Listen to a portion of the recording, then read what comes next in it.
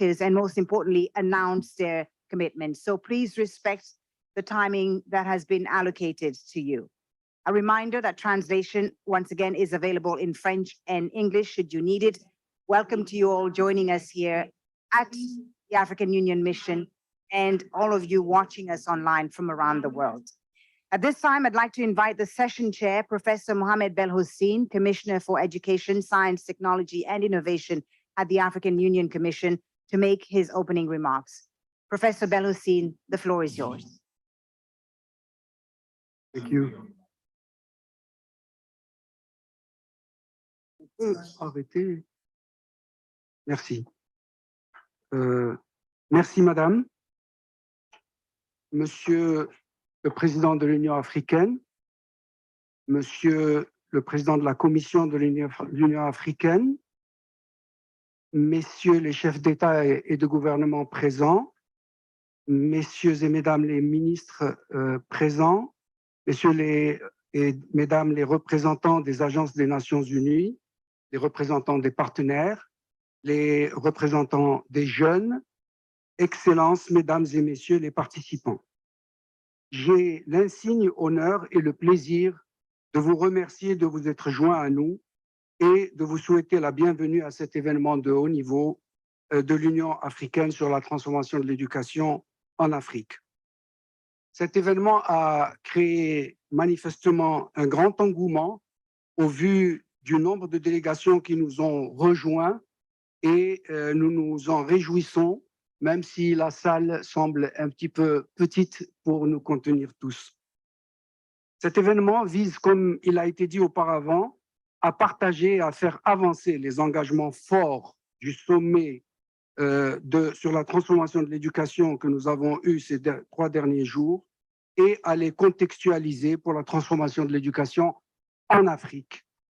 Pour nous, ce parcours a commencé bien avant et a été ponctué par la 4e session ordinaire du comité technique spécialisé sur l'éducation, la science, la technologie et l'innovation, qui s'est tenue récemment, les 1er et 2 septembre plus exactement, et au cours de laquelle les ministres ont publié une déclaration dans laquelle ils s'engagent à relever les défis, à renforcer et à développer la résilience de l'Afrique après la pandémie de Covid-19 et à accélérer le redressement du secteur de l'éducation.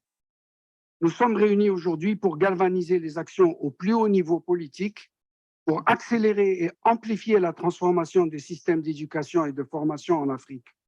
Nous voulons donner une impulsion et faire en sorte que les systèmes éducatifs soient efficaces, efficients et équitables. Grâce aux déclarations clés de la session d'ouverture et aux 3 panels de haut niveau qui vont suivre, nous espérons partager, nous engager, apprendre les uns des autres et finalement aboutir à une déclaration audacieuse, une déclaration et un manifeste de la jeunesse avec des engagements qui, une fois mis en œuvre, transformeront l'éducation en Afrique.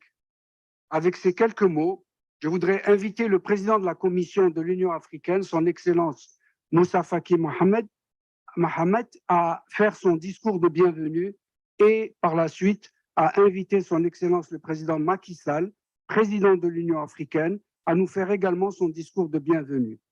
Votre Excellence, Monsieur le Président de la Commission, la parole est à vous. Merci, Monsieur le Commissaire. Excellence Macky Sall, Président de la République du Sénégal, Président de l'Union africaine, Excellence, Monsieur le chef d'État et de gouvernement, Mesdames et Messieurs les ministres, Mesdames et Messieurs les commissaires, Madame la commissaire de l'Union européenne en charge du partenariat international, Madame la directrice générale de l'UNESCO, chers amis, chefs exécutifs de l'Unicef et du PAM, distingués invités, Mesdames et Messieurs. Permettez-moi, avant tout propos, de vous souhaiter la chaleureuse bienvenue chez vous, ici au siège de la représentation de l'Union africaine auprès des Nations unies.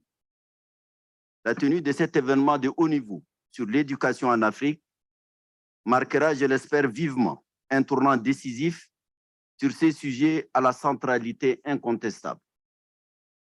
L'agenda 2063 est clair sur la nécessité d'accélérer des actions qui révolutionneront l'éducation et de promouvoir activement la science, la technologie, la recherche et l'innovation. Tout a été dit et devra encore être dit et redit. Doter le continent de ressources humaines, puissant des connaissances, des capacités et des compétences pour que l'Afrique relève les défis de notre siècle est un devoir impérissable de tous les temps, de tous les programmes et visions de développement et de renaissance.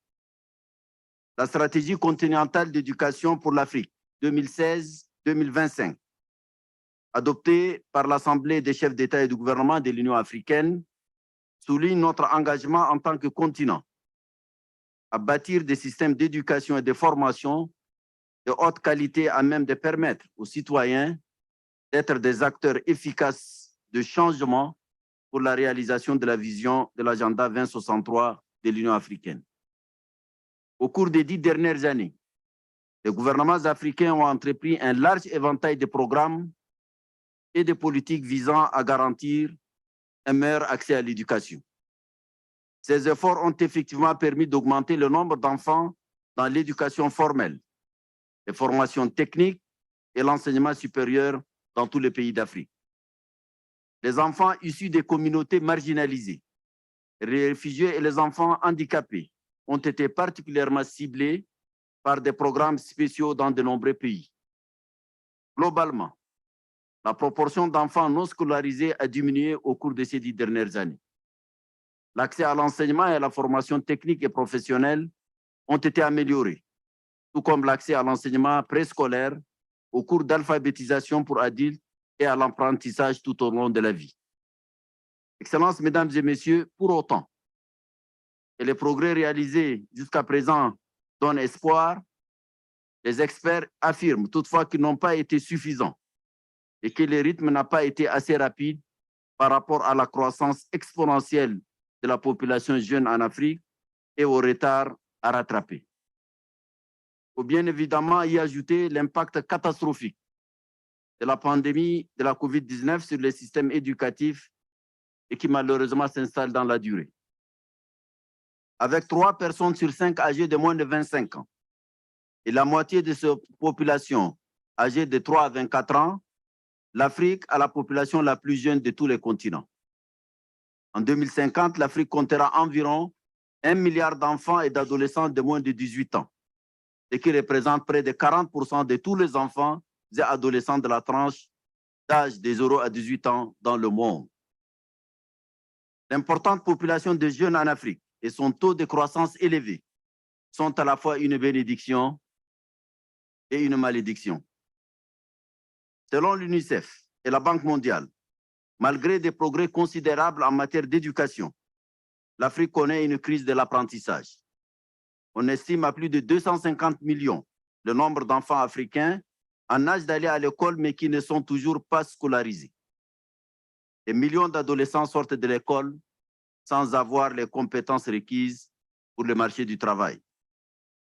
Comme je l'ai mentionné plus haut, la pandémie de la COVID-19 a exacerbé les inégalités préexistantes, aggravé la crise de l'apprentissage et pourrait inverser le progrès de l'éducation en Afrique.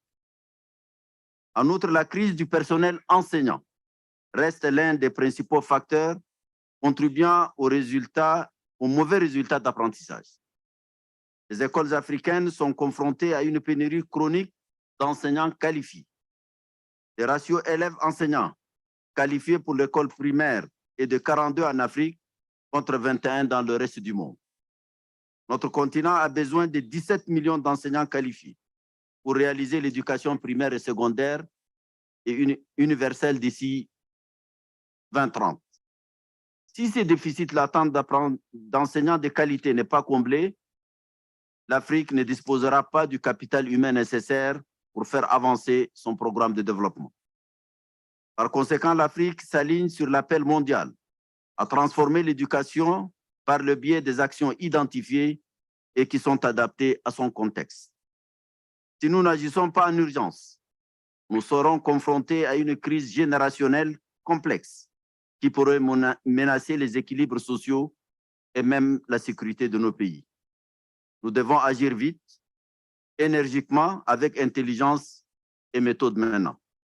Excellences, Mesdames et Messieurs, la Commission de l'Union africaine continuera à renforcer sa collaboration avec tous les États membres et les partenaires de développement en vue d'accélérer la mise en œuvre de la stratégie continentale d'éducation pour l'Afrique et l'objectif de développement durable numéro 4.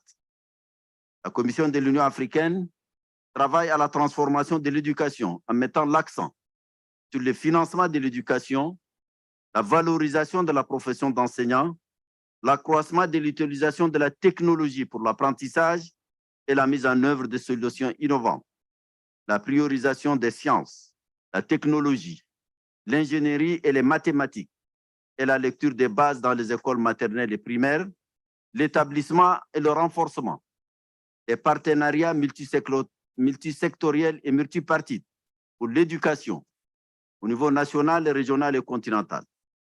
Une mise en relief des programmes complexes des programmes complets d'alimentation scolaire et de santé scolaire pour améliorer le capital humain achève cette pyramide de préoccupations continentales en matière d'éducation. Excellences, Mesdames et Messieurs, en nous appuyant sur la dynamique lancée ici à New York lors de ce sommet mondial sur la transformation de l'éducation et sur notre orientation africaine, j'ose vivement espérer que les efforts conséquents seront mobilisés au profit de l'éducation en Afrique. L'adoption de l'éducation comme thème de l'Union africaine pour l'année 2023 permettra, j'en suis persuadé, de consacrer les engagements pris ici à New York comme un vrai credo de mobilisation en faveur de l'éducation en Afrique. Je vous remercie de votre bienveillante attention.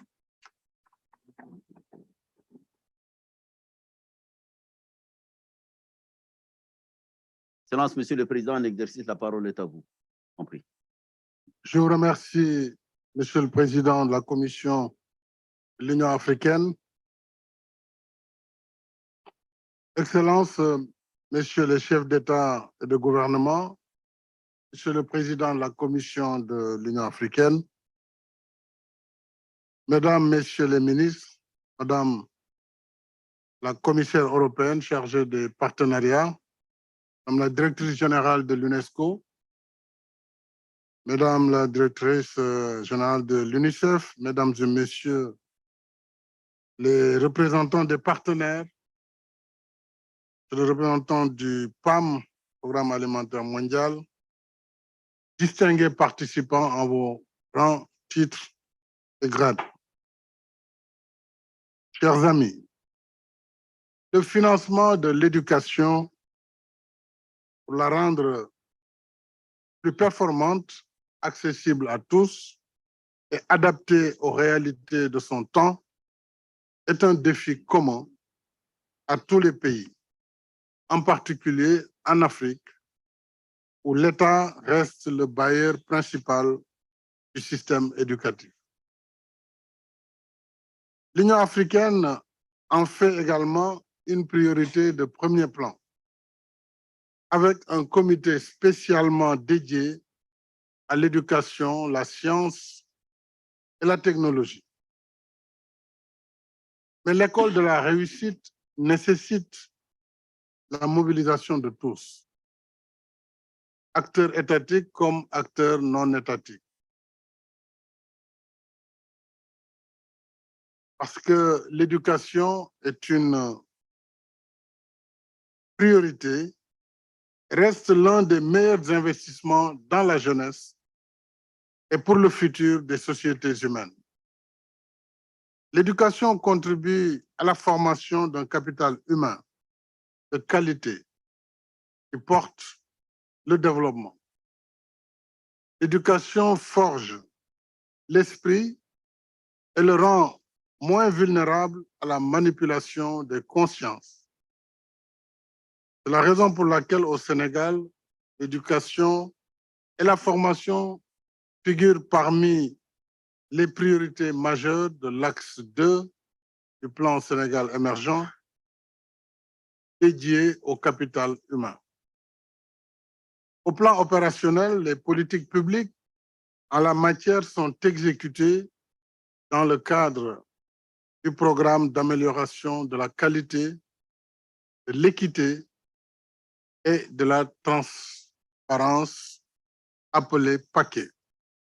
Aujourd'hui, le cumul des budgets des ministères de l'Éducation, de la formation professionnelle et de l'enseignement supérieur représente plus de 26% du budget national, ratio largement supérieur à la norme de 20% recommandée dans l'ODD 4.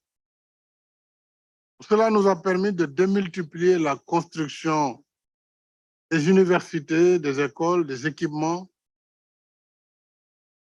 mais également des infrastructures scolaires de façon générale et universitaire, ainsi que le recrutement d'enseignants et d'améliorer en même temps leur traitement salarial.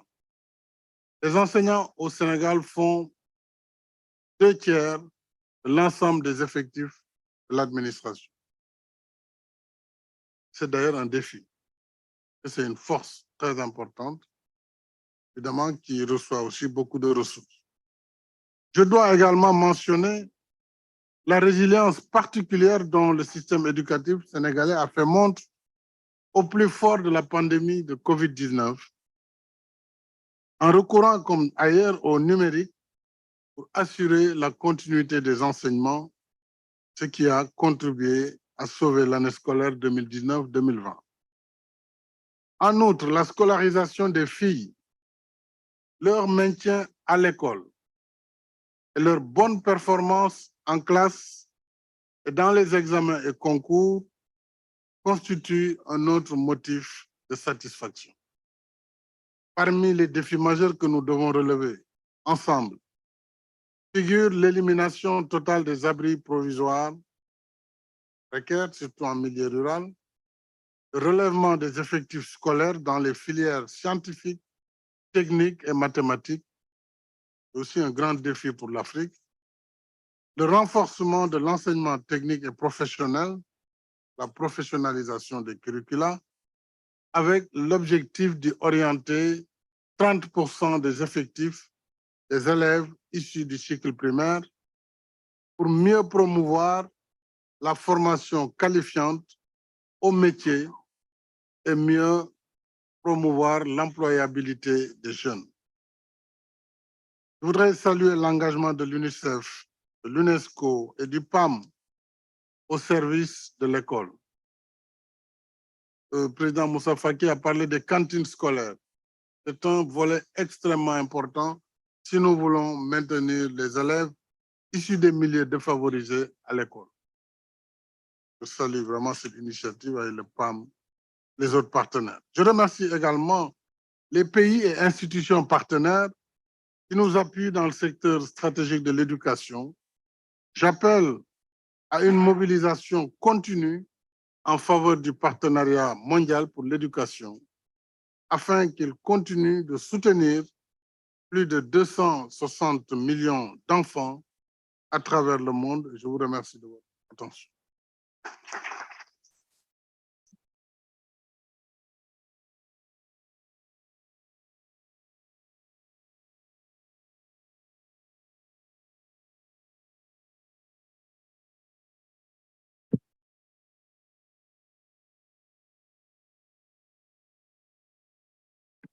Oui, merci. Merci, messieurs le président Macky Sall et le président de la commission, monsieur Faki. Très rapidement, monsieur le président Macky Sall, vous nous avez laissé une phrase qui, je pense, va rester. L'école de la réussite nécessite la mobilisation de tous. Vous nous avez décrit très rapidement le système sénégalais et le souci de qualité et d'équité qui caractérise votre politique d'éducation.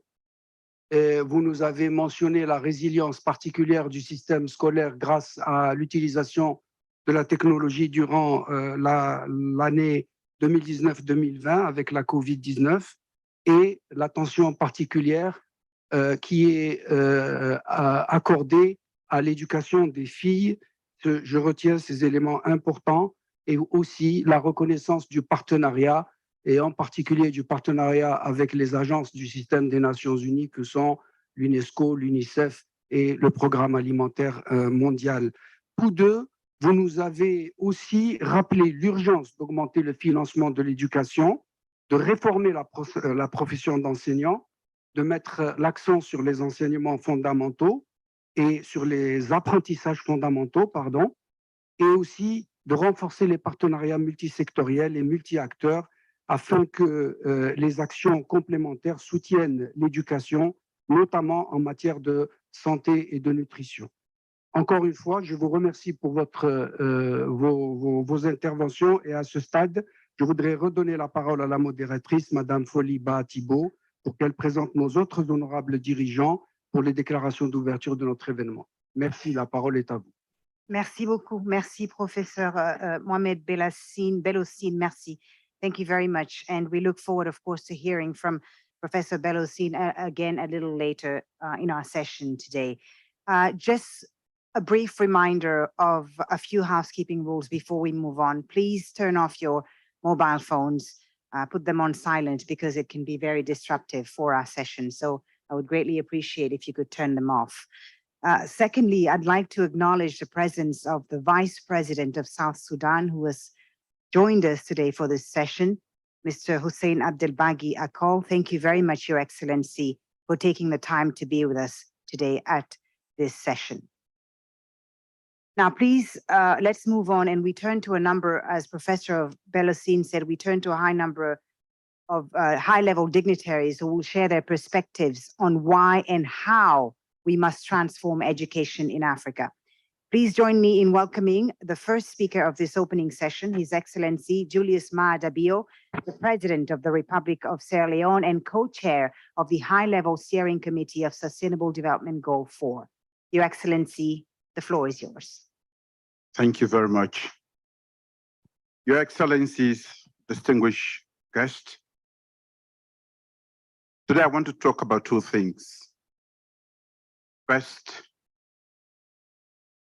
with a burgeoning youth population in Africa, I want to speak about the great opportunity education presents for accelerating progress towards meeting the Sustainable Development Goals.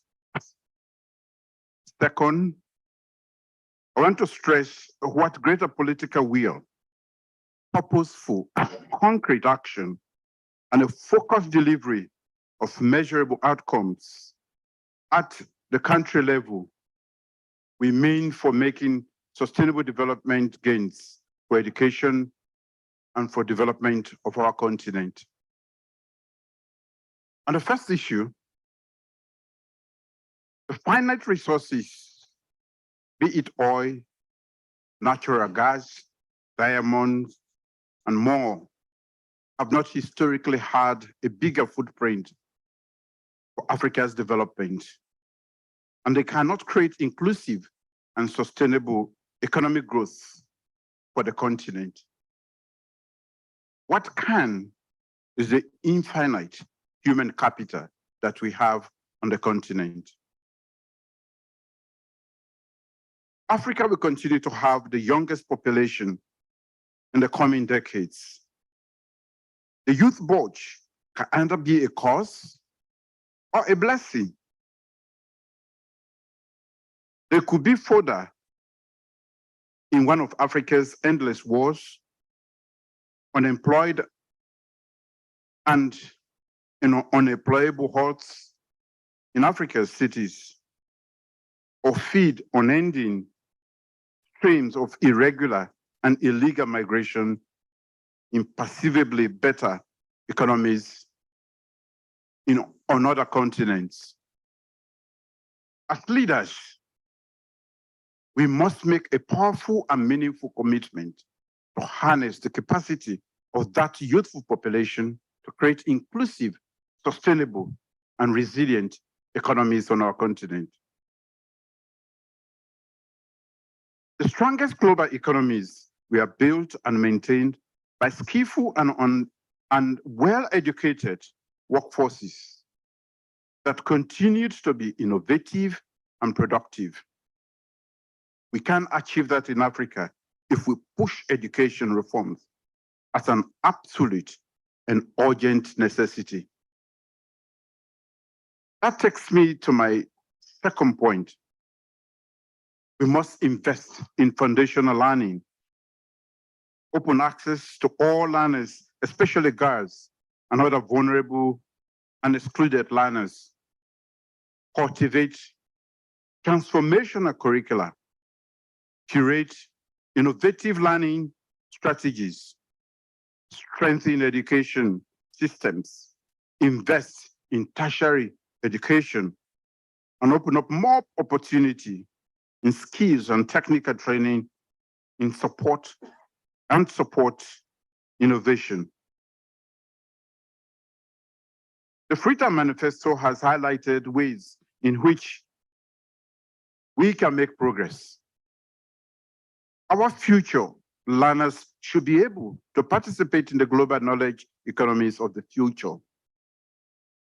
Education is a huge profit-yielding investment, and it must not be seen as an expense. We must enhance domestic financing, develop innovative financing models, and strengthen multilateral and bilateral partnerships. As co-chair of the High-Level Steering Committee on SDG 4, which I co-chair with the UNESCO Director General, Madam Azule, I call for a closer cooperation and stronger commitment behind such global initiatives that have been proposed in various sessions of the Transforming Education Summit. These initiatives include advancing gender equality, foundational learning, greening education, digital transformation, youth empowerment, and creating a global compact on financing education. But at the national level, we have opportunities to include young learners in talking about education they have and the education they want. That conversation must be inclusive. We must acknowledge that the learning crisis is real. It must be addressed. We know that education is critical for building peaceful, just, inclusive, progressive, and sustainable societies. This is Africa's moment for taking bold actions. We must mobilize all actors, partners, and garner the necessary political will to deliver measurable progress. If we acknowledge that education is a catalytic force for sustainable development, we must invest in it with conviction, of focus, and with a strong resolution. It will determine what the future of Africa will be. Thank you. Thank you very much, Your Excellency, for your remarks. We're honored to have you here with us today and applaud you for putting education at the forefront of your country's development plan. Thank you very much. Je voudrais à présent inviter la directrice générale de l'UNESCO, Madame Audrey Azoulay, à faire son allocution d'ouverture. Madame Azoulay. Merci. Excellences, chers amis, je veux d'abord saluer l'Union africaine qui prend l'initiative de cette réunion dans la lignée du sommet qui s'est tenu hier ici aux Nations Unies sur la transformation de l'éducation. Parce que nous le savons, l'éducation est au cœur des défis de nos sociétés, est au cœur de tous les défis que nous connaissons dans le monde, mais aussi en Afrique, défis de la pauvreté, du sous-emploi, de la vulnérabilité au changement climatique, de la sécurité. Et je veux commencer par vous dire à tous le plein appui des Nations Unies, de la famille des Nations Unies et de l'UNESCO en particulier, pour revisiter à cette lumière la stratégie continentale pour l'éducation de l'Union africaine en cette année 2023 qui va y être dédiée, ce que je salue. Nous savons qu'en l'espace d'une génération, des pas de géants ont été faits. Aucune autre région du monde n'a connu autant de progrès en matière d'alphabétisation. Mais il reste beaucoup à faire pour les enfants qui ne sont pas scolarisés, aussi pour ceux qui apprennent mal. Et nous savons que dans les régions les plus pauvres, nous voyons se reproduire de génération en génération la misère, par manque aussi d'éducation. Vous le savez, nous avons travaillé au plus près avec vous, avec tous nos partenaires, la Banque mondiale, l'Union africaine, l'OMS, l'Unicef, chère Catherine, le Programme alimentaire mondial, cher David, pendant la pandémie de Covid, pour garder le plus possible les écoles ouvertes et une continuité éducative lorsqu'on le pouvait. L'UNESCO a fait de l'Afrique dans tout son mandat, et particulièrement dans l'éducation, une priorité. Et cela passe d'abord, et cela a été rappelé, par répondre à un des défis les plus pressants, notamment en matière d'enseignants. Nous estimons à 15 millions le nombre d'enseignants supplémentaires à recruter d'ici 2030. Il faudrait aussi mieux assurer leur formation si l'on veut atteindre une éducation de qualité. Je veux remercier d'ailleurs l'Union européenne qui soutient l'UNESCO en matière de formation des enseignants au Sahel. Nous travaillons aussi à développer des ressources pédagogiques adaptées à toute la diversité du continent et notamment sa diversité linguistique, mais aussi historique, car on ne peut pas vivre sans mémoire ou avec la mémoire d'autrui, pour reprendre les mots du professeur Kizerbo qui a tant marqué l'UNESCO.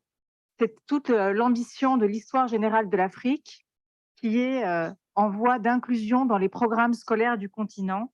Vous le mentionnez dans votre déclaration aujourd'hui sur la transformation de l'éducation et je vous en remercie. For education to be relevant, it must also respond to the challenges of the 21st century. I'd just like to mention one initiative at the continental level for tertiary education. We're launching the Campus Africa initiative to better connect African universities, to support knowledge sharing and student exchanges based on the normative instruments that you have adopted in this matter at UNESCO, at regional and global level. And I think it will make a big difference also for excellencies in terms of research. But I would like to specifically insist on one point. To achieve these aims and many others that we mentioned yesterday and today, we need to strengthen our efforts through international cooperation and better financing. Cooperation between international partners for Africa, but in Africa. I'd like to mention the International Conference on Adult Education that took place recently in Morocco, where you adopted a framework for adult education and also taken a commitment to increase its financing.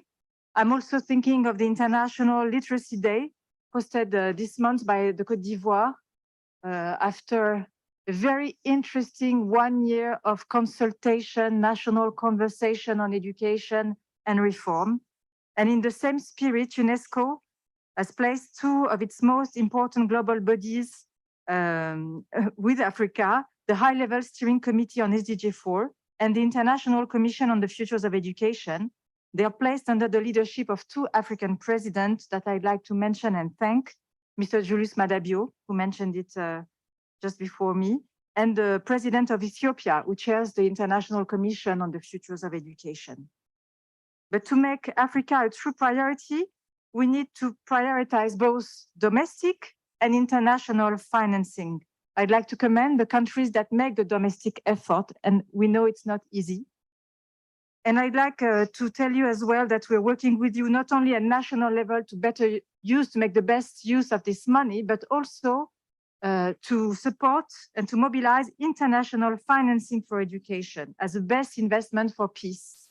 It is precisely the decision taken this morning by the High-Level Steering Committee on Education, co-chaired by UNESCO and the President of Sierra Leone, to call for a joint meeting of ministers of education and ministers of finance to tackle together this challenge of financing education. You can count on our support to make it happen. Thank you very much. Thank you very much. Merci beaucoup, Madame la Directrice Générale de l'UNESCO, pour votre allocution. Before we move on to the next speaker, I'd briefly like to give the floor to Professor Belhussein, who has to make a short announcement. Thank you, Madam. And it's just that this meeting has attracted many people, and people sometimes have clashing activities with some other intensive activities somewhere else. And in that regard, I would like to call upon Mr. the Chairperson of the African Union Commission to call upon His Excellency President Mohamed Bazoum, who wanted to make a statement because he has other commitments and he wanted still to make a statement here before he goes to other commitments. Mr. Chairperson, you have the floor. Monsieur le Président de la République du Niger, vous avez la parole. Merci. Merci beaucoup. Merci pour cette faveur que vous me faites. J'ai une activité à 14 heures ailleurs, en effet, et je suis très reconnaissant de ce que vous venez de me faire. Hein.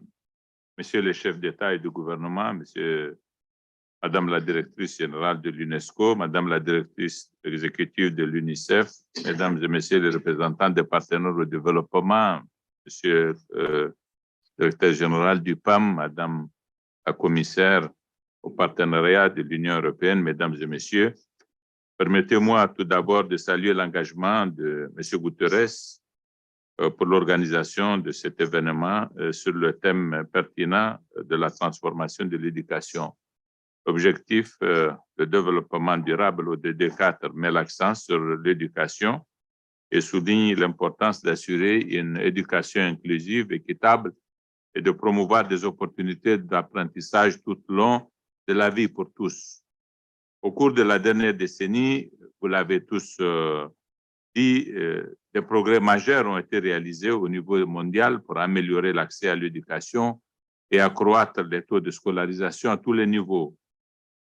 Selon l'Education Finance Watch 2021, un rapport conjoint de l'UNESCO et de la Banque mondiale, entre 2009 et 2019, les dépenses mondiales d'éducation ont connu une croissance annuelle de 2,6%.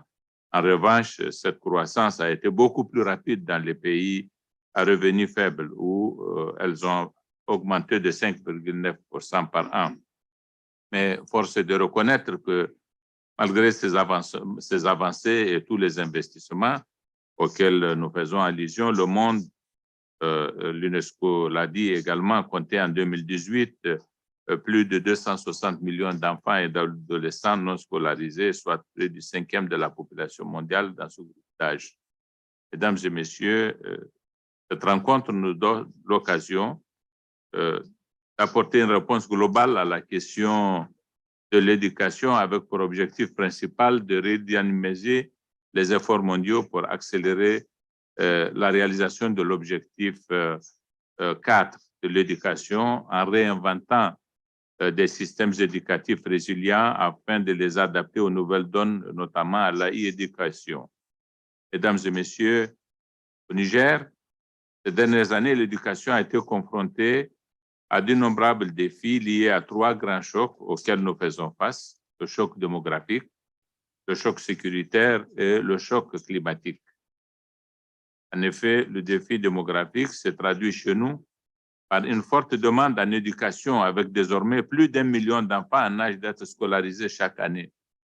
Quand en 1992, pour la première fois, j'avais assumé une responsabilité gouvernementale, nous nous plaignons d'avoir des cohortes de 300 000 enfants chaque année à devoir éduquer. Quelques années plus tard, nous sommes malheureusement aujourd'hui en train de parler d'1 million tout simplement par an. C'est dire le défi auquel nous pourrions aujourd'hui, le défi auquel nous sommes confrontés. Le défi climatique, quant à lui, il impacte négativement la capacité des populations à se nourrir dans les pays comme le nôtre, à plus forte raison subvenir à la scolarisation des enfants, d'où justement la nécessité, et je profite de cette occasion pour rendre hommage au PAM pour la politique qu'il met en œuvre de soutien justement à nos écoles dans les internats qui sont prises en charge par cette organisation. Le défi sécuritaire, enfin, lui, il provoque dans les zones affectées la fermeture ou la délocalisation des écoles avec comme corollaire la sous-scolarisation, la perte de temps d'apprentissage, le désordre psychologique et social. Et c'est pour toutes ces raisons, en rapport justement avec la problématique de la démographie, le changement climatique et l'insécurité, que nous avons pensé qu'il était absolument indispensable que nous fassions de l'éducation notre priorité. C'est sur la base d'un programme qui a mis en avant justement l'éducation que j'ai été élu. Et je suis engagé en ce moment à faire en sorte que cette priorité se ressente à travers l'ensemble des actes que je pose pour soutenir le système éducatif.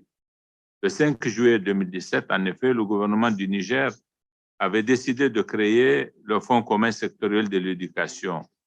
Ce fonds, comme certains d'entre vous le savent, regroupe actuellement les contributions des partenaires techniques et financiers bilatéraux et multilatéraux.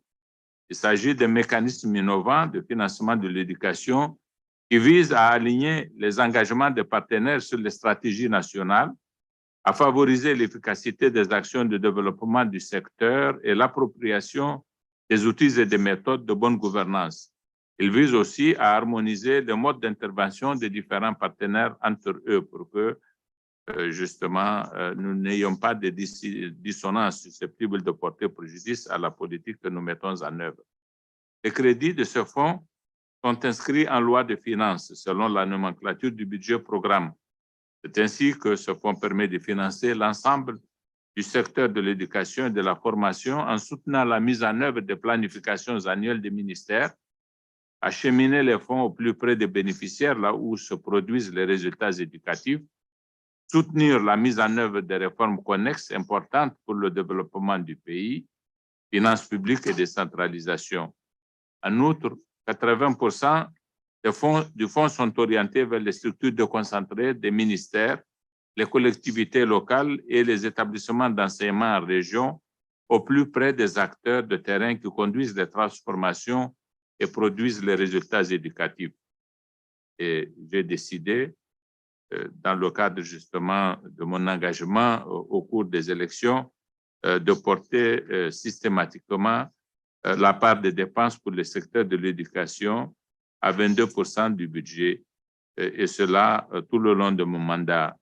Les évaluations que nous sommes en train de faire semblent indiquer que nous serons à un ratio bien plus élevé, plaise à Dieu, les prochaines années, et ça pourrait commencer de l'année 2023.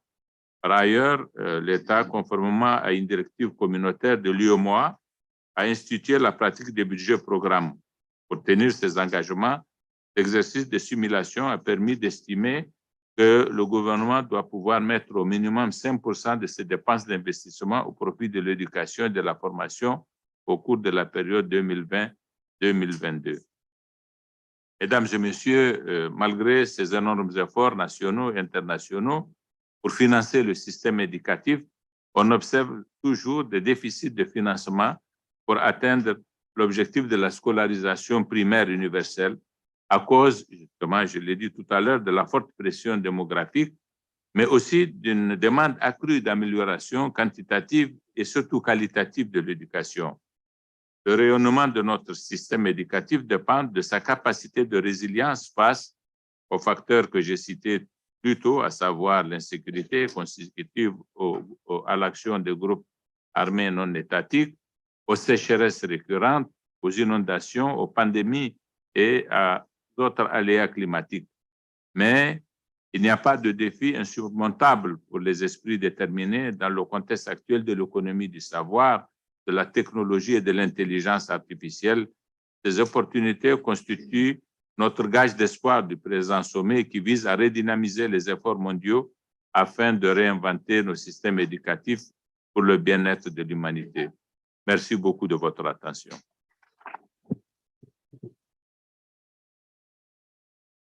Merci beaucoup, Monsieur le Président. Merci pour votre allocution. Nous sommes conscients de l'agenda et de l'emploi du temps très chargé que vous avez, ainsi que les autres chefs d'État qui sont ici. Nous vous remercions pour votre présence et c'est l'occasion de rappeler, s'il vous plaît, à tous nos intervenants de vraiment respecter le temps qui vous a été donné et pour qu'on puisse entendre tous les intervenants parce que tout le monde, évidemment, a des sessions auxquelles ils doivent participer cet après-midi. Merci beaucoup. I'd now like to invite Ms. Catherine Russell, Executive Director of Unicef, to give her opening remarks. Great. Thank you very much. Excellencies, I'm honored to join my colleagues here in welcoming you to this important discussion.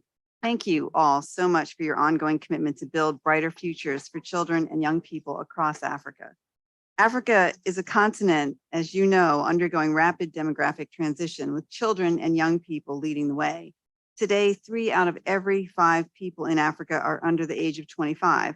By the middle of this century, Africa will be home to 1 billion children and adolescents, accounting for 40% globally.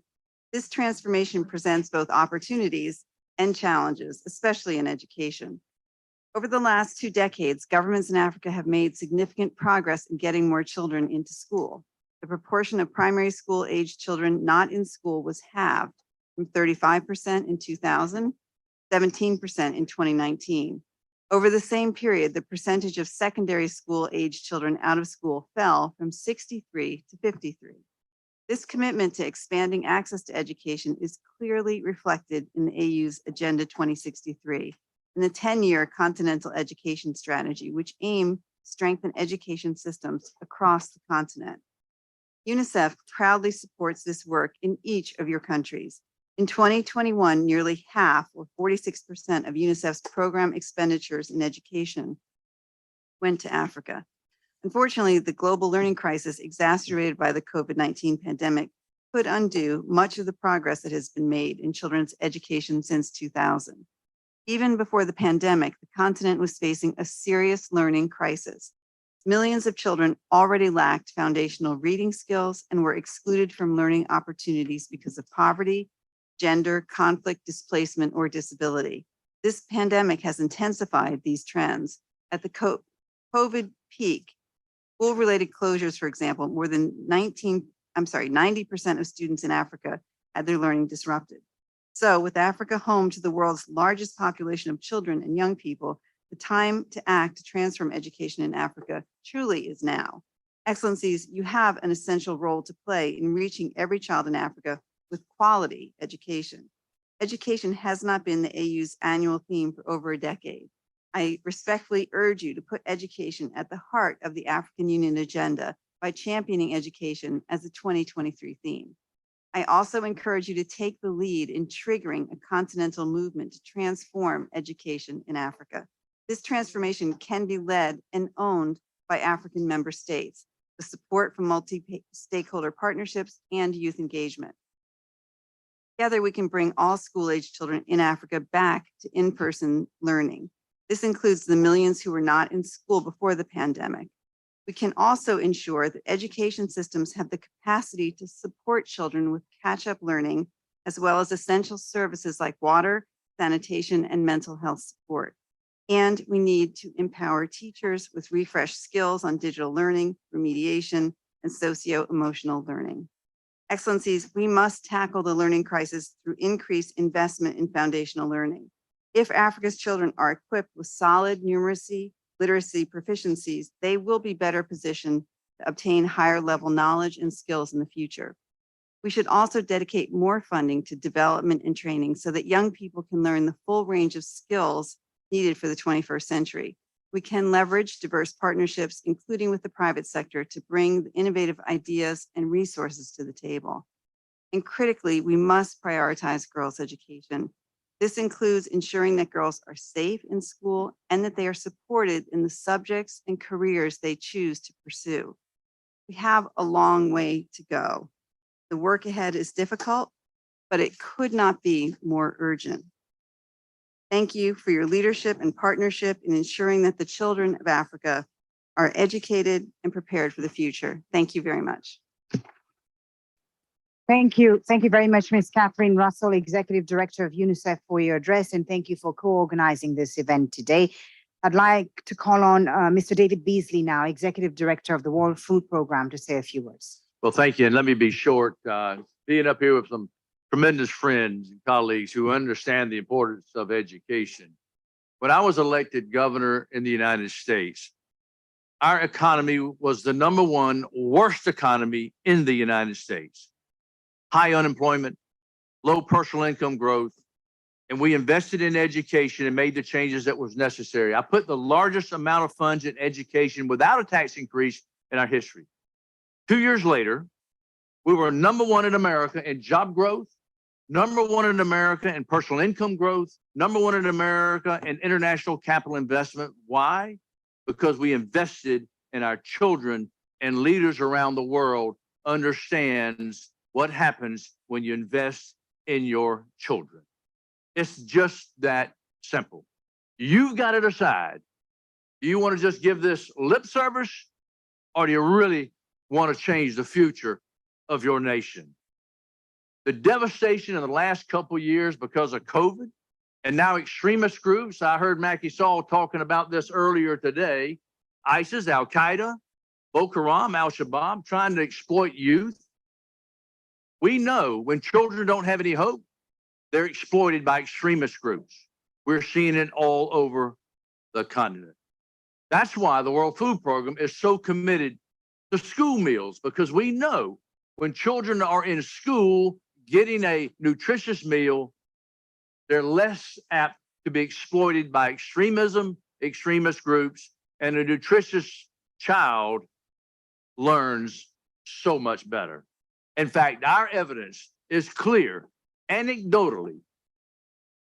When a child has a good education and a good meal, ISIS, Al-Qaeda, other extremist groups, their recruitment drops. Migration by families drops. Teen pregnancy drops. Marriage rate by 12 and 13-year-olds drops. And the education, retention, and learning capacity of those communities increases. If you don't invest, you're going to pay a price. If you do invest, you'll reap incredible success. I believe Africa has got more potential than any other continent on the face of this planet. Every country I go to, the youth are so ready to learn. They're so ready to move it forward. Do not let extremism and propaganda exploit an uneducated child. Working together, I have no doubt that Africa will be feeding the world one day and moving in the direction that'll make it the extraordinary success that each and every one of you are so committed to. And I look around this room, Mackie, many of you who have made that commitment, made that step, putting funding forward, and you're already seeing the results of that. At the World Food Program, we look forward to continuing the partnership and the school meals. We're the food people. And the world is in trouble right now, and education is the key you're going forward. So thank you for allowing me to be here. Thank you so much, Mr. Beasley, for that impassioned message and plea. Thank you for your leadership and the work your organization does in many regions of the African continent.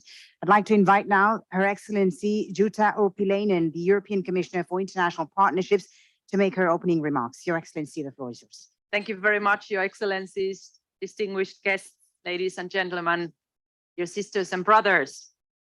At the EU-AU summit in February, leaders from Europe and Africa agreed that education is crucial to achieve a sustainable future on both our continents. With its large and young population, Africa has immense potential to lead the global transition toward a more sustainable, green, and digital future. But it really requires urgent, committed action. And above all, it requires partnerships across continents. Multilateral, multi-stakeholder partnerships are the foundation of the Global Gateway Africa-Europe investment package. Today, EU and AU partners are already collaborating on a number of multilateral initiatives to transform education. And I give you very briefly 3 examples. 100 million euros regional teacher program addresses the biggest challenges confronting teachers in Africa today. Together, we are working to enhance teacher competence and skills, including by leveraging the latest digital and green innovations in teaching. 500 million euros skills and vocational education training initiative focuses on equipping young people with the skills they need in the rapidly changing labor market. 970 million euros Youth Mobility for Africa initiative promotes youth exchanges and mobility between Africa and Europe. The real value of this work comes from partnerships. So we bring a broad range of expertise to the table: ministries, councils, academia, civil society, and other education stakeholders, and engage in open dialogue and information sharing. So together we can really improve teacher quality, increase equality, and give Africa's young people the future skills they need. Thank you very much. Thank you, Ms. Jutta Urpilainen, for your remarks. Our thanks to the European Union and all the development partners for their continued support, of course. I want to thank all of our dignitaries for their opening remarks. It certainly set the stage for an interesting and informative panel discussion, which we will get to very shortly. But first, I would like to invite Madame Marie-Pierre Poirier, Regional Director at Unicef, to present to us the highlights and the key findings of the joint AU-UNICEF report on transforming education in Africa, an evidence-based overview and opportunities for long-term improvements. Madame Marie-Pierre Poirier, vous avez la parole. Thank you, Madam Moderator, for giving me the floor. Excellencies, it is an honor to be part of this historic moment and share reflections based on the joint report of the African Union Commission and UNICEF on transforming education in Africa. Let me start with a few numbers. By the middle of the century, Africa will be home to 1 billion children and adolescents, and already 11 million young people join the labor market every year, when only 3.7 million jobs are generated annually. The growing and young population urgently needs quality education, adequate skills and opportunities for their own development and to contribute to continued progress in Africa. Over the past 2 decades, Africa has improved access to education. The number of primary school-age children that do not attend school has been reduced by half. The number of children entering secondary school has more than doubled. This progress is due to decades of commitment and action by African leadership. But Excellencies, challenges remain. First, 105 million children of primary and secondary school age are still out of school. Second, the COVID pandemic and conflicts have led to thousands of school closures. And in a recent continental survey, over 500,000 young Africans told us that they stopped learning or earned less due to COVID measures. 4 out of 5 adolescents do not finish secondary school. The most likely to be left behind are girls, children of migrants and refugees, children affected by armed conflict, children living with HIV, children with disabilities, children from rural and poor communities. The AU-UNICEF report reveals that in Sub-Saharan Africa alone, only 1 out of 10 children can read or understand a simple text by the age of 10. So many are not acquiring adequate skills to access essential services or information. In the same continental survey, young people told us that they need more teachers and wish that their teachers had better training. They want basic skills such as reading, mathematics, but they also want life skills such as critical thinking, goal setting, teamwork skills, which are so needed in today's job market. The challenges seem daunting, but they can be overcome with ambition, acceleration, and investment. Business as usual is not an option. And so what would business unusual require to transform education in Africa? Here are some ideas, some already mentioned by the distinguished speakers of the opening session. First, putting African children and youth at the center of all solutions. Two, bringing the learning to the learner and address inequities to leave no one behind. Three, more ambitious public investments to match the needs, in particular for the early years, and for investments to be more equitable and efficient. Fourth, innovative and scalable solutions, alternative learning pathways, green schools, and closing the digital divide by ensuring connectivity and digital learning for all. So transforming education is everybody's business. The education sector alone cannot address the magnitude of the challenges. The contributions of other sectors are very much needed. Social welfare, health, water and sanitation, but also finance, communication, information technology. Many partners are needed: public, private, governmental, non-governmental, youth-led and community-based organizations, bilateral, multilateral, all are part of the solution. Excellencies, you can count on Unicef to be part of this exciting journey, together with the African Union and our partners, to transform education in Africa. I thank you for your attention. Thank you very much, Ms. Marie-Pierre Poirier, Regional Director at UNICEF, for bringing us the highlights of that joint UNICEF-African Union report, and also for highlighting the importance of the contribution of all sectors, not just education, in transforming education. Now, before we move on to the discussion part of our session about what the African vision for transforming education is and what leaders should be doing, I think it's very important to hear from those affected the most by the education crisis on our continent, and that is, of course, young people.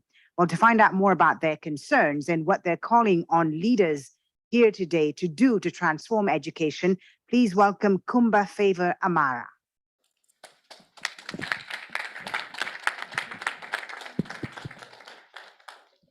Your Excellencies, all protocols observed.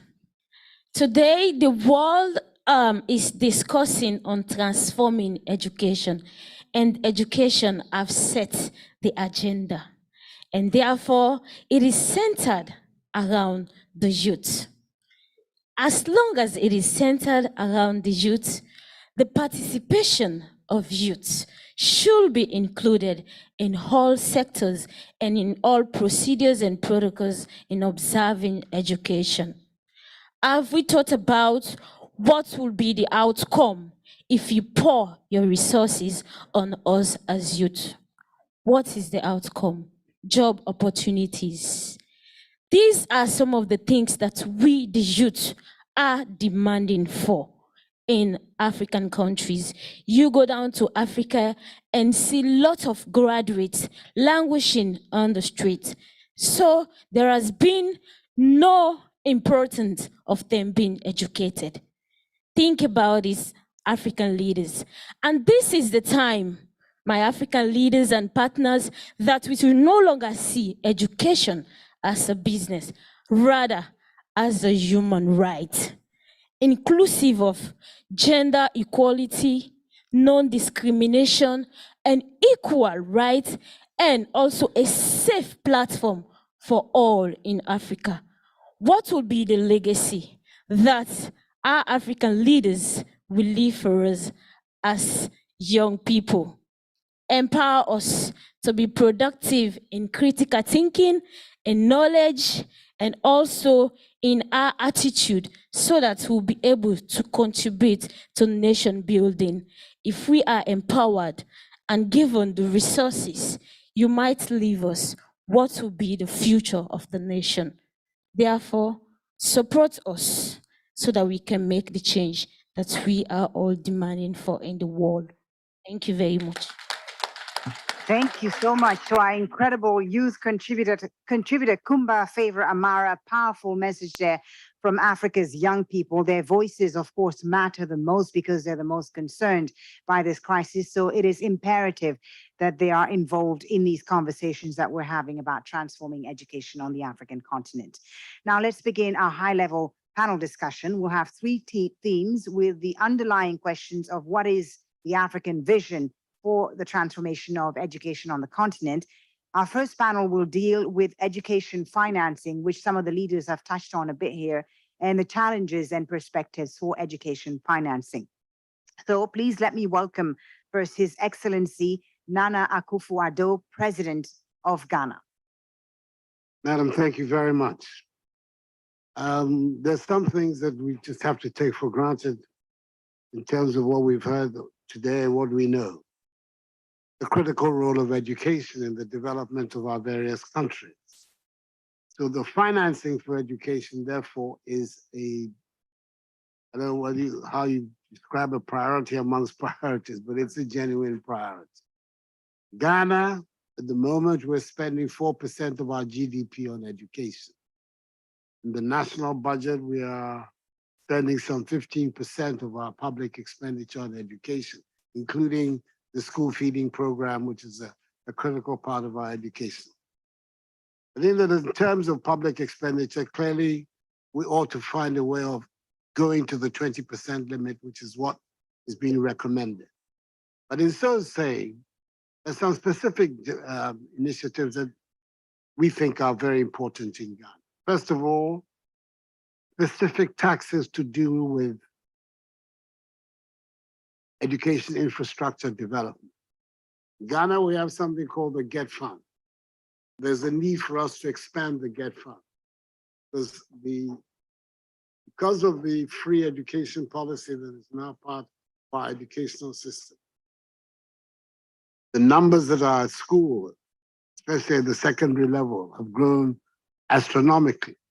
And clearly, the infrastructure that was in place so far is not adequate to meet this expanded population. Again, the education that brings the most in national transformation clearly has to be an education that focuses on STEM education.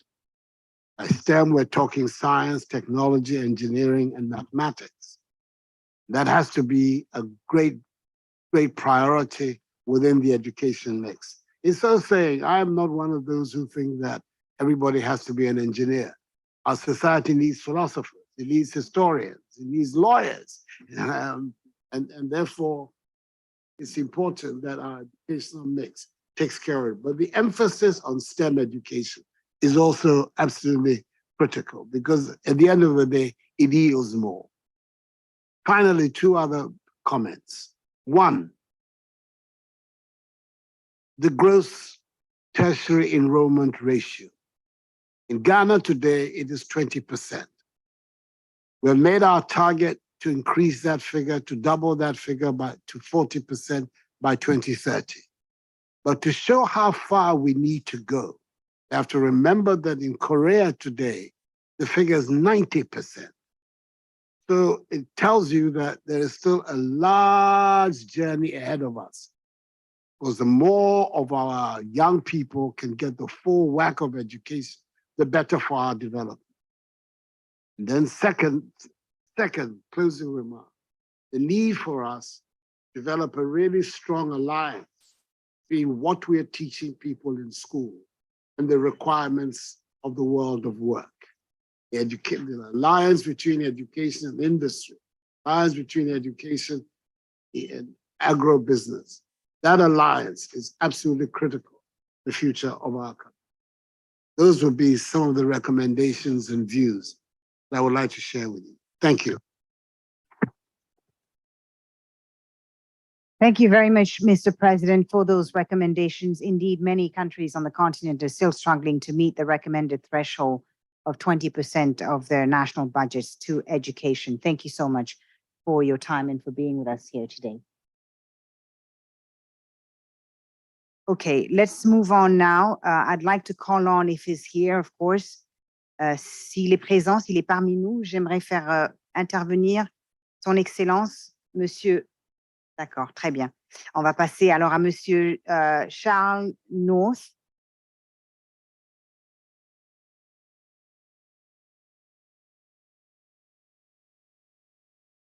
OK, très bien. Je voudrais faire intervenir OK, très bien, merci. Désolée pour cette petite confusion. So I'd like to bring on Mr. Charles North now, who's acting Chief Executive Officer of the Global Partnership for Education. And I would like to ask you, Mr. North, about this crisis in education financing. It's been made worse, of course, by the COVID-19 pandemic, the war in Ukraine, and the resulting global economic upheavals. And as we've heard from leaders here, urgent action is needed by government, but also development partners. What, in your view, Mr. North, is needed to transform financing so countries' sustainability invest more in a more smarter way in education in Africa? Well, thank you very much. It's a great pleasure to be with you today, Excellencies and partners. I think to answer your question, I would have to start with what our ministers on our board told us in 2019, before the COVID pandemic. They told us we cannot continue with business as usual, that we must transform education systems before it became the name of a UN summit. But we also know there can be no transformation without financing. GPE provides grant funding to 82 partner countries to support the country's education priorities. And we leverage additional resources from other partners to increase the level of funding and ensure it is aligned behind those priorities. While international finance, and more of it, is needed, domestic finance is by far the largest and most stable source of funding for education. 20 GPE partner countries, 16 in Africa, have already signed on to the Heads of State Call to Action on Education Finance, a powerful statement of commitment to allocate at least 20% of national spending to education. This was originally spearheaded by President Kenyatta of Kenya, and I am delighted that President Akufo-Addo of Ghana accepted to work with GPE to take over the mantle to champion and continue to drive forward momentum on the call to action. GPE is also aware that at least 30 partner countries spend the equivalent of at least half of their education budgets on debt repayments. So we are working with other partners to explore innovative approaches to increase fiscal space in exchange for investment in learning. But the volume of funding for education is not enough. There is no transformation without addressing efficiency. A third of education spending is inefficient. And a generational learning crisis, that's unacceptable. The GPE works with governments to help find spending efficiencies through things like modernizing payroll systems, reducing grade repetition, and reducing procurement waste. Over the last 20 years, GPE has supported partner countries to save $6 billion by reducing inefficiencies. Looking forward, we believe that with GPE's support, countries can save an additional $16 billion in 5 years. Those are vital resources that can be reinvested in teacher training and salaries, better textbooks, school infrastructure, and digital learning. But there is no transformation without addressing equity. Transform their education systems, governments must ensure that all children have access to a quality education.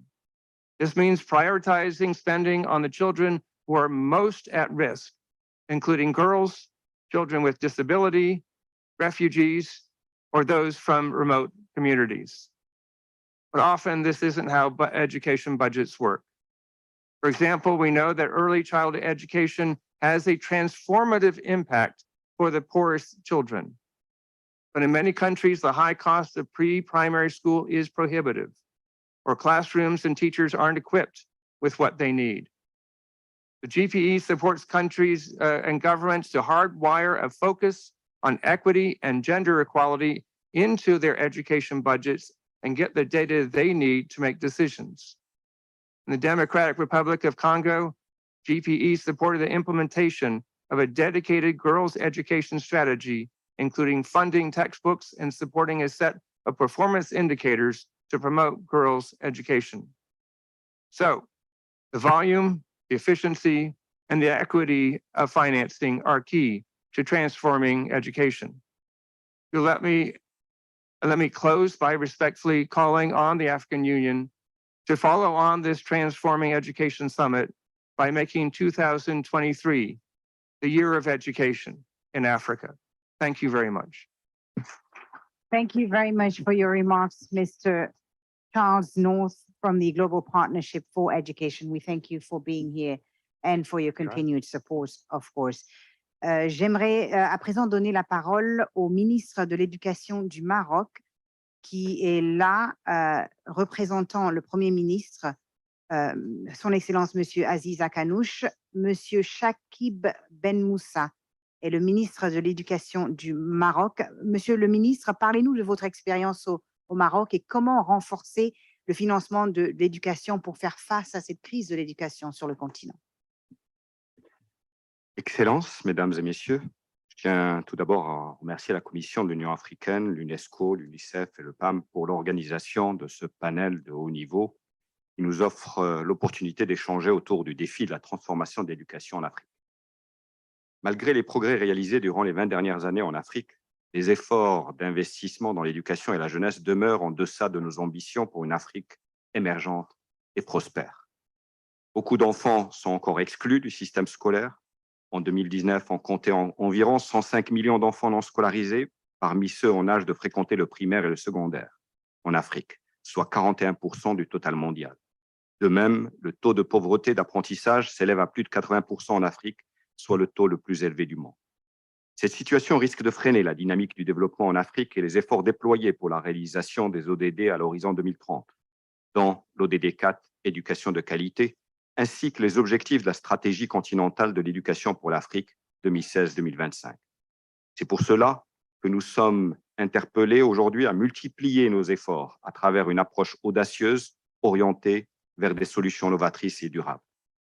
Excellences, Mesdames et Messieurs, le Maroc, guidé par les hautes orientations de Sa Majesté le roi Mohamed VI, a réalisé d'importants progrès en matière d'éducation et continue à œuvrer pour une véritable renaissance éducative conformément au nouveau modèle de développement lancé par le Royaume en 2021, qui place l'éducation au cœur de l'édification d'un capital humain de qualité. C'est dans cet esprit que le Maroc a élaboré, conformément à la vision royale, une feuille de route 2022-2026, conçue sur la base de consultations nationales inclusives, impliquant les enseignants, les élèves et les parents, et qui trace les lignes d'une transformation globale du système éducatif national. 3 objectifs essentiels sont à atteindre à l'horizon 2026. Réduire le taux d'abandon scolaire d'1 tiers, améliorer les acquis et apprentissages à l'école en portant à 70% le taux des élèves maîtrisant les compétences fondamentales, et enfin, doubler le nombre de bénéficiaires des activités parascolaires. De même, le Royaume s'est engagé depuis 2018 dans un objectif ambitieux qui vise à généraliser l'enseignement préscolaire à l'horizon 2028. Ce taux est aujourd'hui de l'ordre de 72%. La réalisation de ce chantier de transformation ne peut s'opérer sans l'engagement de tous les acteurs nationaux, notamment à travers la mobilisation de partenariats multisectoriels et multipartites et de ressources additionnelles et pérennes que le gouvernement marocain s'engage à assurer. Excellences, Mesdames et Messieurs, 3 priorités majeures devront retenir une attention particulière dans notre action en faveur de la transformation de l'éducation en Afrique. Premièrement, assurer un financement durable de l'éducation. Il s'agit d'un investissement à long terme et un véritable enjeu de développement. C'est pour cela qu'une action concertée et une coopération multilatérale rénovée s'avèrent nécessaires pour la mobilisation de ressources additionnelles et de partenariats innovants en vue d'assurer un financement durable, solidaire et pérenne en faveur de l'éducation en Afrique. Deuxièmement, promouvoir la coopération et les partenariats avec les partenaires multilatéraux de l'Afrique, les agences onusiennes, notamment l'UNESCO, l'Unicef, le PNUD, l'OMS, ainsi que les institutions financières internationales et régionales, sont appelées à soutenir et accompagner les efforts des pays africains pour la mise en œuvre de leurs politiques en matière d'éducation, de santé et de nutrition. Troisièmement, promouvoir à l'échelle africaine des partenariats, des réseaux et des mécanismes multi-acteurs pour appuyer la transformation de l'éducation. Dans cette optique, et conformément à la vision royale en matière de coopération sud-sud et triangulaire, le Maroc est disposé à promouvoir la mise en œuvre de projets de coopération porteurs dans le domaine de l'éducation et de la formation et d'initiatives concrètes et à partager son expérience avec les pays frères intéressés. L'initiative de Sa Majesté le Roi Mohammed VI relative à la création d'un institut africain pour l'apprentissage tout au long de la vie, lancée à l'occasion de la 7e conférence internationale sur l'éducation des adultes en juin 2022 à Marrakech, en est un exemple. Cette initiative de portée africaine vise à renforcer la coordination, l'échange de bonnes pratiques, le transfert du savoir, ainsi que le partage des expertises liées à l'apprentissage et à l'éducation des adultes, plus particulièrement au niveau des villes africaines apprenantes. Excellences, Mesdames et Messieurs, l'émergence d'une véritable société du savoir pour tous en Afrique qui puisse s'articuler autour d'un système d'éducation et de recherche équitable et de qualité est un impératif majeur pour le développement de notre continent. Il nécessite un engagement audacieux de la part de tous les pays africains et un accompagnement durable des partenaires internationaux et des bailleurs de fonds en parfait alignement avec l'appel urgent pour l'action lancé à l'occasion du sommet sur la transformation de l'éducation. Je vous remercie de votre attention. Merci beaucoup, Monsieur le Ministre. Merci pour votre allocution. Thank you very much to all of our panelists. Before I introduce our next speakers to talk about the innovative and scalable solutions to address the learning crisis in Africa, as well as the multi-sectoral and multi-stakeholder approaches and partnerships that are needed, let's hear from the Prime Minister of Mauritius, His Excellency Pravind Kumar Jagannath, who shared his remarks via video message.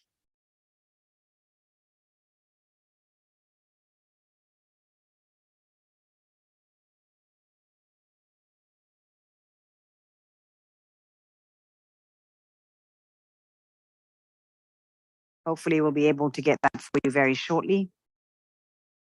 And I'd like to acknowledge, as we wait the presence of the President of the Democratic Republic of Congo, His Excellency Félix Antoine Tshisekedi, who's just joined us. Thank you very much, Mr. President, for taking the time to be with us. We will let you catch your breath, and then we'll come to you in just 1 second as soon as we hear from the Prime Minister of Mauritius, who sent us his message via video. Let's take a look, please.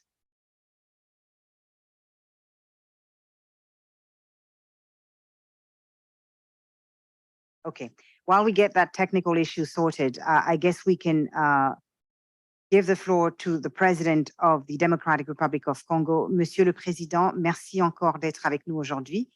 Vous avez la parole. Merci, Madame. Encore une fois, je vous prie d'excuser mon intrusion. Je suis arrivé en retard, un petit peu en retard, parce que j'étais en rendez-vous avec le secrétaire général. C'était un impératif, comme vous pouvez vous l'imaginer, auquel je ne pouvais pas me dérober, malheureusement. Voilà. J'avais prévu un petit mot gentil pour le président du Sénégal. Malheureusement, il n'est pas là. Il est déjà parti. Excellence, Monsieur le Président du Malawi, je crois qu'il n'est pas là non plus. Monsieur le Président de la Tunisie, du Ghana, Monsieur le Président de la Banque africaine de développement, mon très cher frère Akinwumi Adesina, il n'est pas là. Voilà. Voilà, Excellence, Mesdames et Messieurs, tout protocole observé. Parler de la transformation de l'éducation au plan régional m'amène à assumer ma bi-appartenance, c'est-à-dire de porter mon regard sur les deux communautés économiques régionales dont j'assure actuellement la présidence tournante, c'est-à-dire la CEEAC, la Communauté économique des États d'Afrique centrale, et la SADC, la Communauté de développement d'Afrique australe. En Afrique australe, en dépit des améliorations observées, le taux de scolarisation reste en deçà des moyennes continentales et internationales.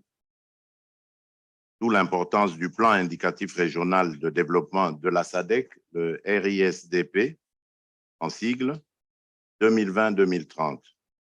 Délimitant ses objectifs stratégiques, ce plan vise à accroître l'accès à une éducation permanente de qualité, tournée vers le développement des compétences, de la science et de la technologie. Il a également prévu un pilier dédié au développement de la coopération et de la mobilisation des ressources et le processus de financement de la transformation de l'éducation dans les plans de développement sectoriels. Quant à l'Afrique centrale, qui retient particulièrement mon attention, il est difficile de faire l'inventaire du passé et encore moins du présent. Ce chantier, bien qu'important, est décisif pour notre avenir commun, n'a été véritablement ouvert que cette année 2022, les initiatives précédentes dans le secteur de l'éducation n'ayant jamais été suivies de réalisations concrètes au niveau régional. C'est ce qui fait que sur cette question, les États pris individuellement ont une bonne longueur d'avance sur la région. C'est dans une large mesure ce qui justifie notre volonté des assises régionales de l'éducation, des sciences, de la technologie et de l'innovation. Il s'agira justement d'aborder les questions de transformation de l'éducation dans l'espace de la CEAC. Pour préparer ces assises, la CEAC vient de développer un tableau de bord automatisé sur l'éducation en Afrique centrale avec l'appui technique de l'Unicef.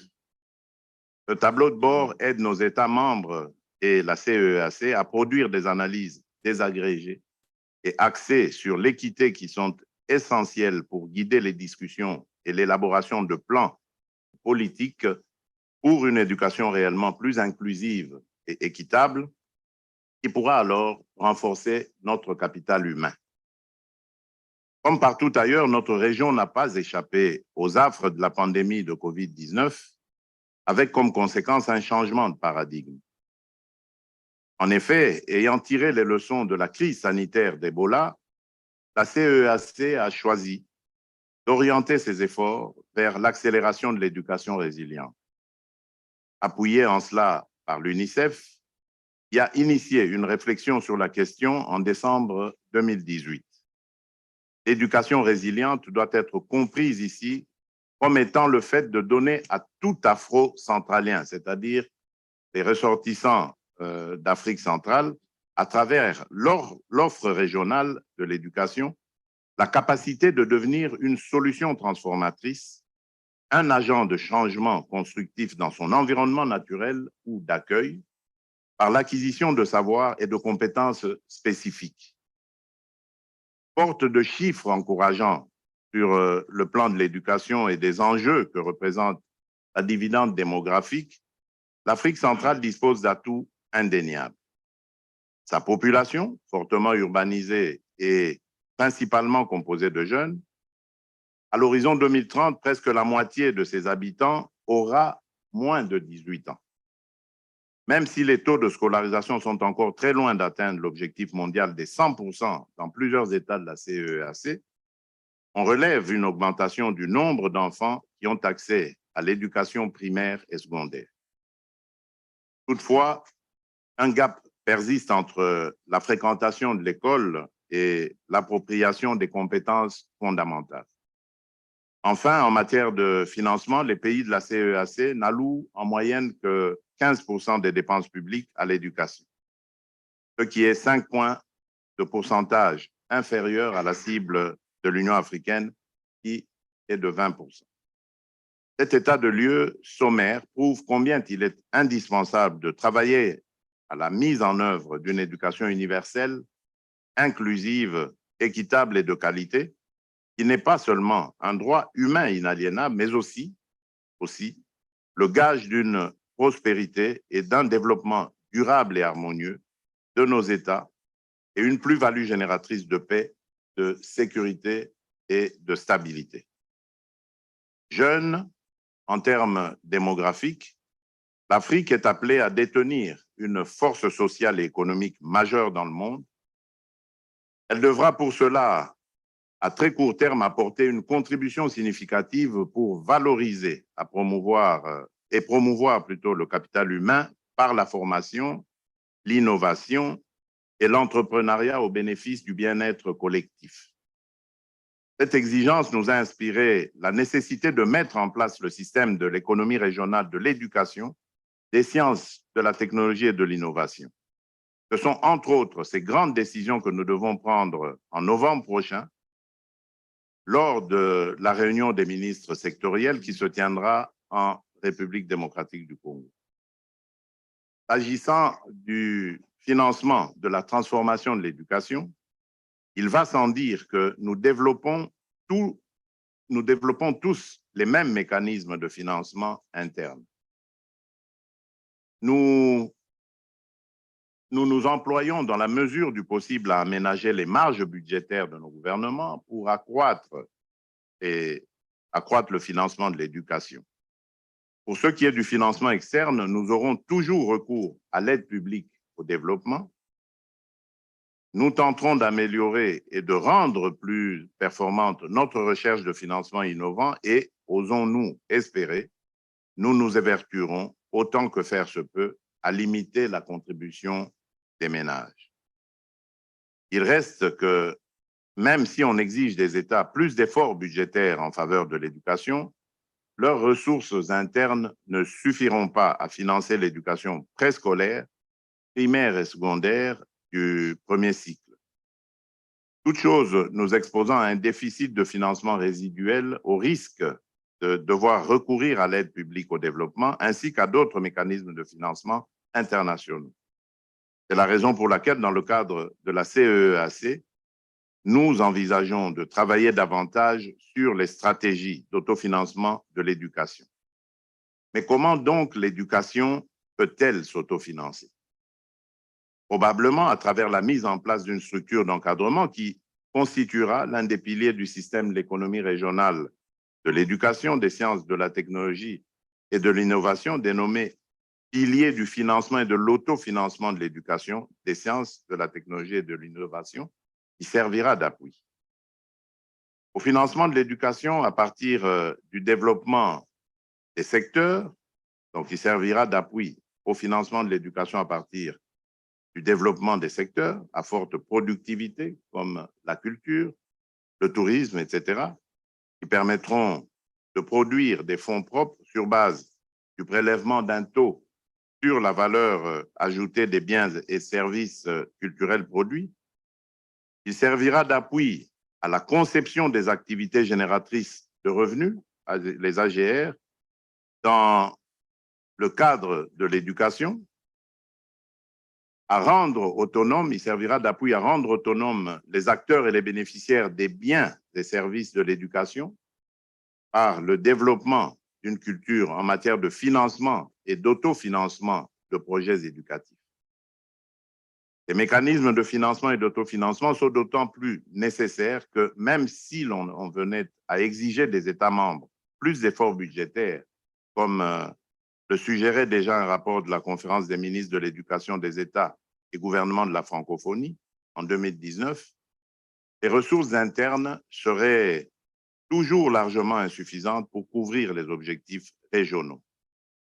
La contraction des marchés financiers régionaux et mondiaux ne nous permet plus de dépendre des financements extérieurs pour espérer plutôt répondre à nos besoins réels et atteindre nos objectifs en matière d'éducation.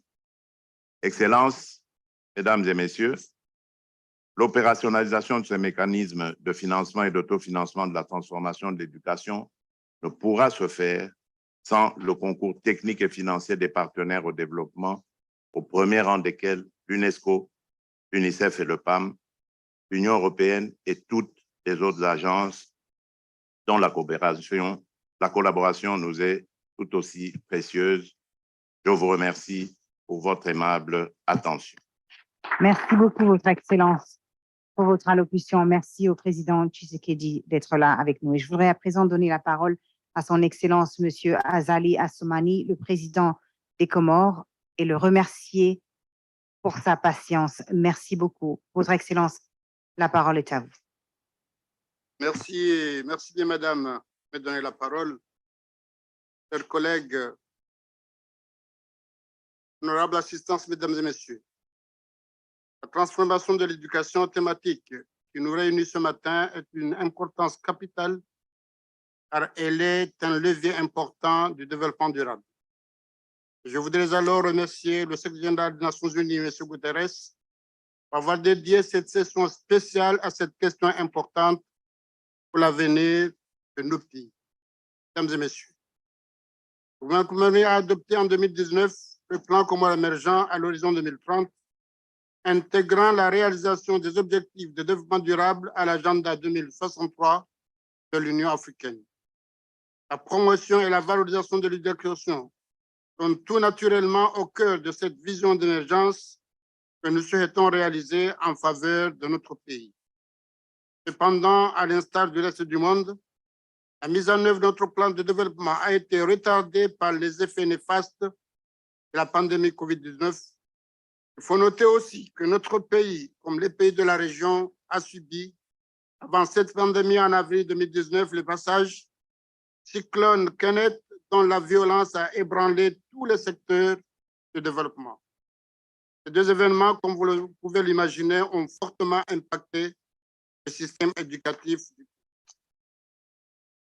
Ils ont accentué les pertes d'apprentissage, l'égalité des facteurs d'exclusion scolaire, notamment des groupes les plus vulnérables. Ainsi, nous ne pouvons que nous inscrire dans cette dynamique de transformation de l'éducation, convaincus qu'elle sera un vecteur puissant de développement et de la paix.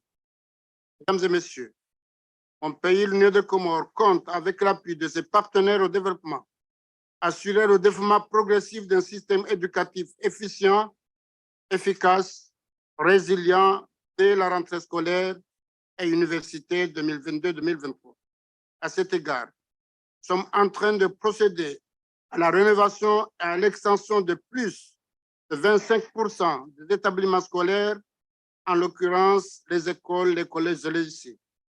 Le gouvernement s'engage aussi à promouvoir l'enseignement des sciences, la formation et l'insertion professionnelle, qui sont au centre de nos réflexions et qui feront l'objet d'une politique qui visera bien sûr l'employabilité des jeunes. Dans le même contexte, nous comptons renforcer le développement des carrières professionnelles grâce à la promotion d'une culture de mérite, la motivation, la formation et le perfectionnement continu des enseignants. L'État compte en outre soutenir la structuration de l'apprentissage et de la transformation numérique pour la résilience du système éducatif. À cet égard, les efforts qui ont permis de maintenir la continuité des cours pendant la crise Covid-19 seront consolidés et serviront de base à la génération progressive d'éthique, mais aussi d'introduction et développement du numérique dans l'enseignement scolaire et universitaire.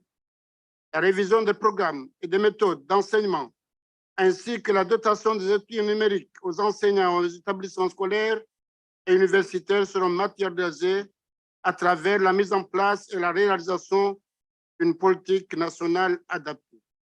Mesdames et messieurs, l'augmentation du financement de l'éducation s'avère plus que nécessaire si nous voulons atteindre nos objectifs. C'est dans ce sens que nous allons accroître le financement durable et la gouvernance de l'éducation pour mieux utiliser les ressources et atteindre les groupes les plus marginalisés. Des mécanismes de gouvernance financière en milieu scolaire seront également instaurés à travers l'implication et la responsabilisation des gouvernorats, des préfectures et des mairies sur la gestion de l'éducation formelle et non formelle.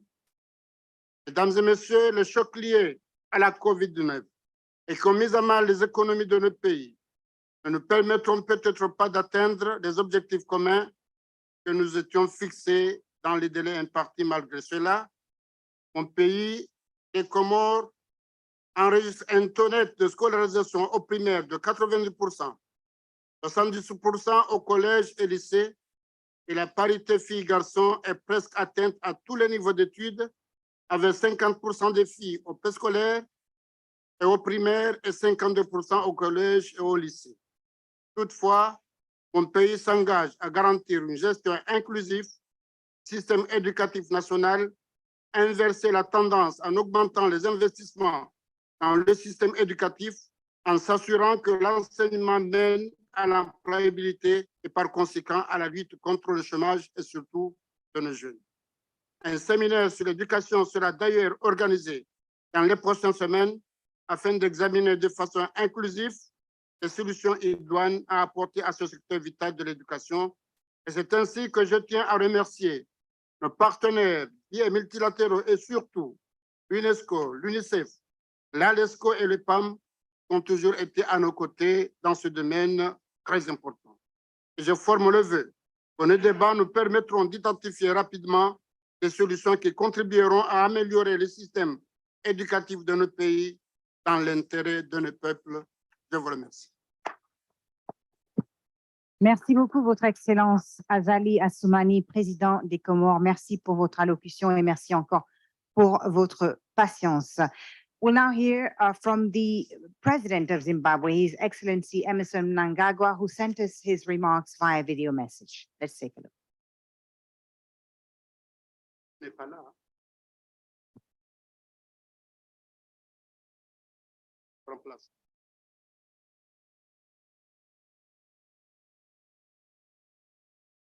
On behalf of the people and government of Zimbabwe, and indeed on my own behalf, I express my gratitude for my country's participation at this high-level global summit on transforming education.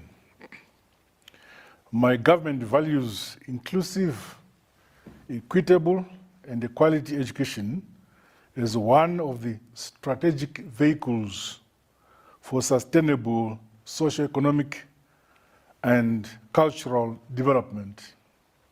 Furthermore, my administration is highly committed to upholding the right of our children and people to affordable and quality education as stipulated in our national constitution.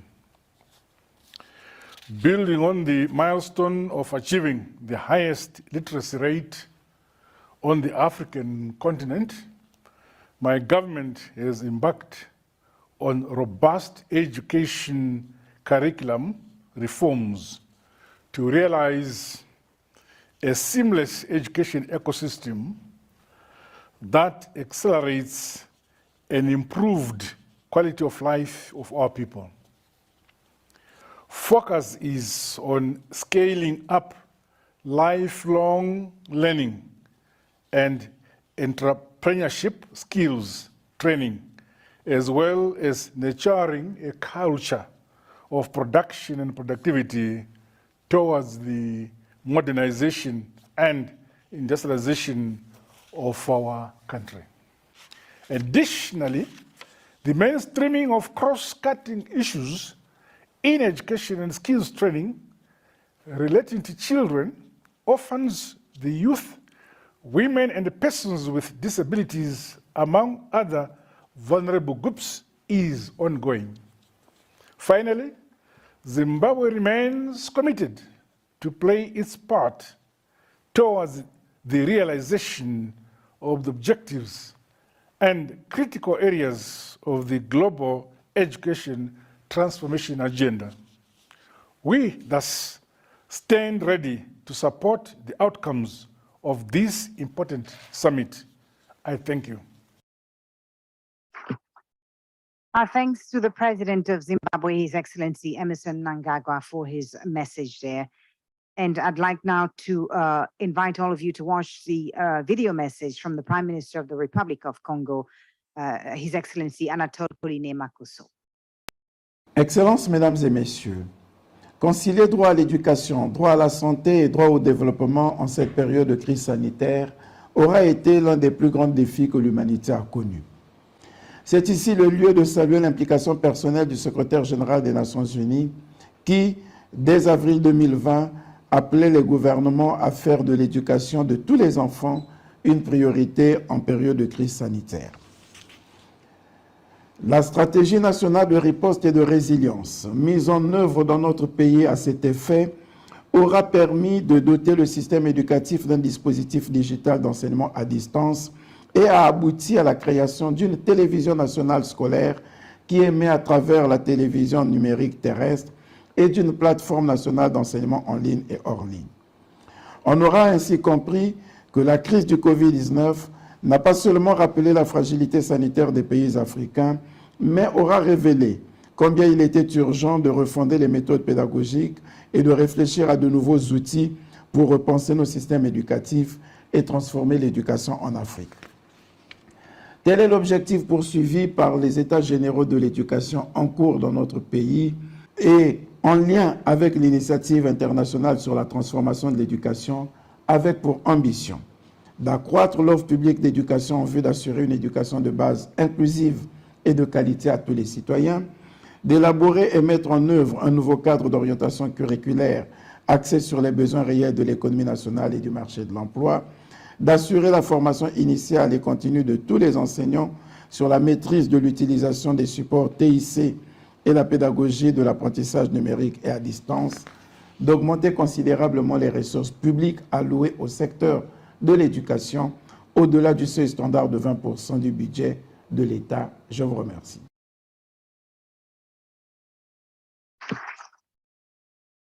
Merci au Premier ministre du Congo pour son message.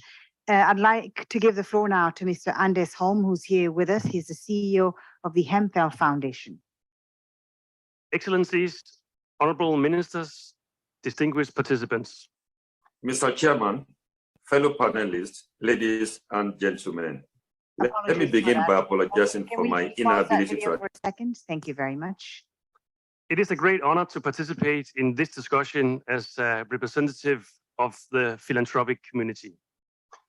The world is facing a growing learning crisis, and we need to address it. And we need to do it better and stronger and together. Listening to the many heads of states represented here today, it is a clear testimony of the strong commitment to address the continent's education challenges. The evidence is clear. We need more investments in education. And the philanthropic sector can play an important role in helping governments achieving their education targets in the most efficient way. We can provide essential funding for testing new solutions and thereby lowering the risk for governments. We can be flexible and willing to take a risk that public funding cannot do to achieve great results, and sometimes also to learn from failures. We can help share knowledge and thereby support the most effective learning interventions across borders. For those reasons, I believe philanthropy can have a vital role in supporting government in catalyzing solutions toward achieving foundational learning for all children. The Hemphill Foundation is a strategic philanthropist.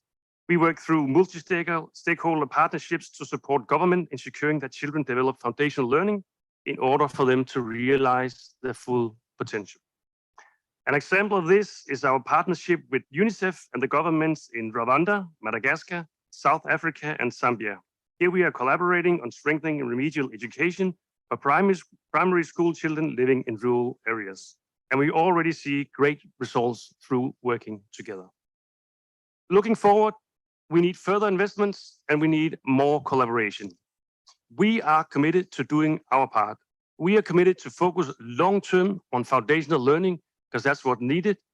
We are committed to further strengthening our collaboration across the philanthropic community. We are committed to continue to listen to governments on the education priorities and challenge and align our work with them. And we are committed to identify what works in each context and to help scale the most efficient approaches. Only through the collective efforts of all key stakeholders will we be able to achieve the Sustainable Development Goal number 4. Thank you.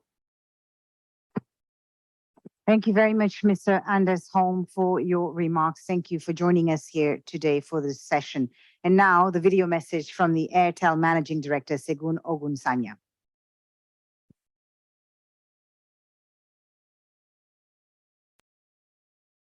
Mr. Chairman, fellow panelists, ladies and gentlemen. Let me begin by apologizing for my inability to attend this important session in person after I earlier committed to it. It is due to many circumstances way beyond my control. When in October 2021, my company, Airtel Africa, signed a 5-year, $57 million partnership with Unicef to provide access to digital education for at least 1 million disadvantaged African children across our various markets in Africa. We did this with the highest sense of responsibility to our continent. After all, we are an African business. We strongly believe that children are the future, and educated children are the greatest assurance of a future filled with immense possibilities. As future leaders, educated children will be better enabled to make the very important choices and firm decisions that will eventually reposition our continent and leapfrog the development indices. We don't want to depend on aid from developed countries forever. Education lifts people and countries out of poverty. It is sobering to know that more than 80% of children in Africa between 1 and 10 can neither read nor write, according to current Unicef data. The majority of these children are in sub-Saharan Africa. This is a disaster waiting to happen. Because illiteracy fuels poverty, poverty fuels crisis and instability. Both make development impossible. We in Africa, we have lost many generations of children in some countries to poverty. We don't want to lose more. I am therefore delighted that we took this bold step to work with UNICEF by bridging the digital divide and lowering a very critical barrier to the education of children in Africa. We are literally putting our money where our mouth is. This is an obligation which we take very, very seriously, and I'm so proud of our partnership with UNICEF.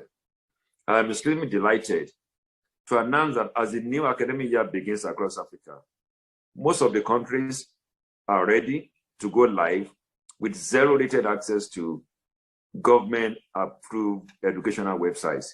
They don't pay anything to access these government-approved websites. Beyond this, hundreds of schools are being connected to a data network. Indeed, the journey has just begun. A small step we've taken with UNICEF, and I do hope that other multinational businesses which do business in Africa and which enjoy the patronage of the young populations of Africa will support the children of Africa in their aspirations to live in a more prosperous Africa. Thank you. Have a very successful session. Thanks to the CEO of Airtel for his message. Thank you very much. Before we move on to our final session, which will begin in just a few minutes with the declaration presented by Professor Belusine and the closing remarks from the President of Comoros, who has kindly and patiently agreed to stay with us. We appreciate your time, Mr. President. Once again, thank you so much. We'll just play the video message from the Prime Minister of Mauritius, which I'm told is now working. So fingers crossed, let's take a look at the message from the Prime Minister of Mauritius.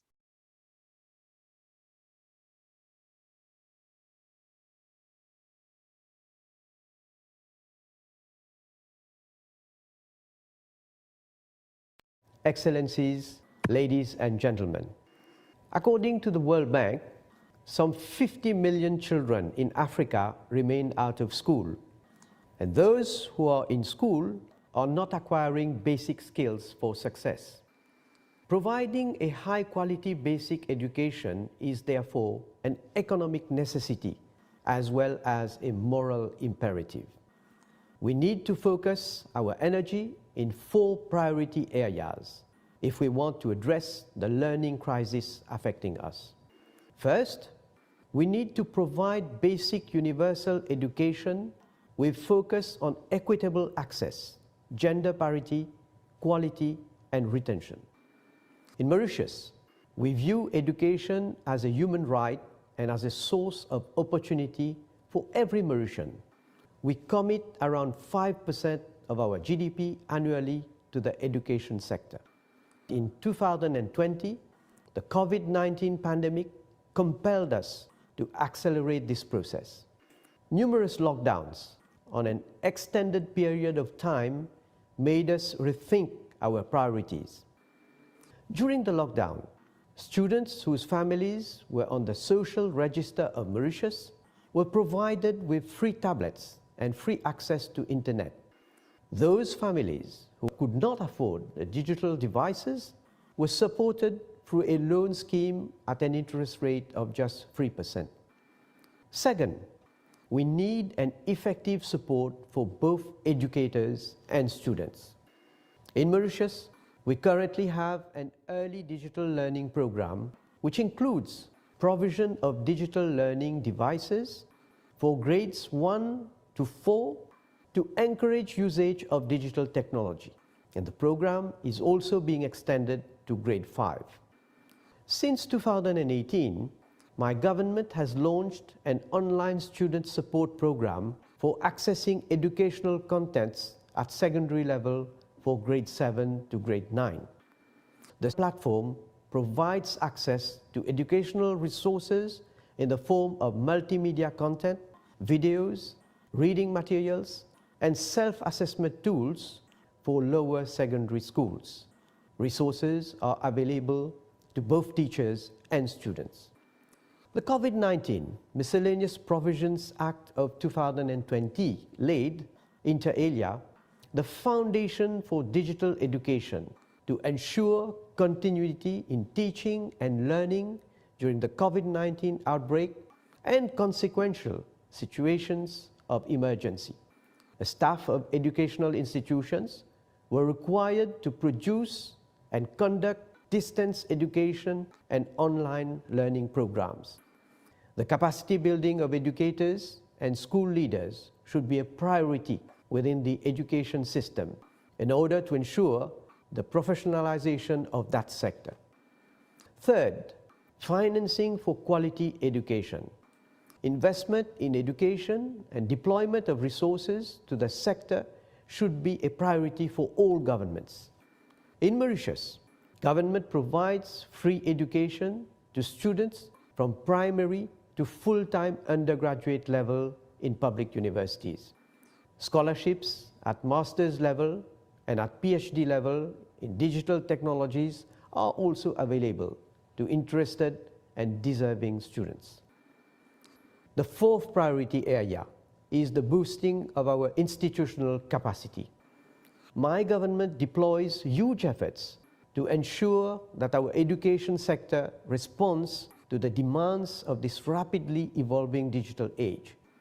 All the inhabited areas within our territory have access to electricity, which makes it easier to ensure countrywide connectivity.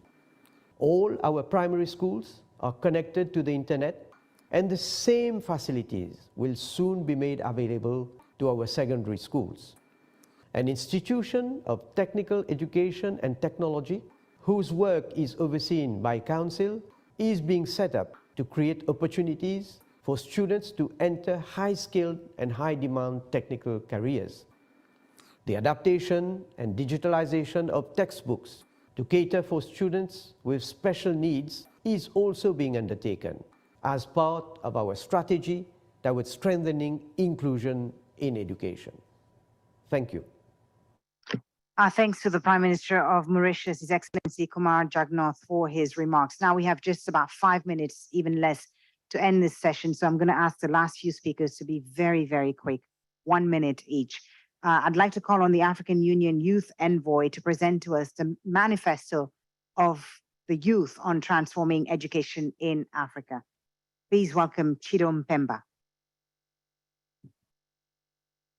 Thank you very much, Excellencies. If you may allow me to speak on already observed protocol, whilst representing the voices of the youth in Africa. It is my honor to represent youth voices and deliver a critical milestone in shaping the continental future.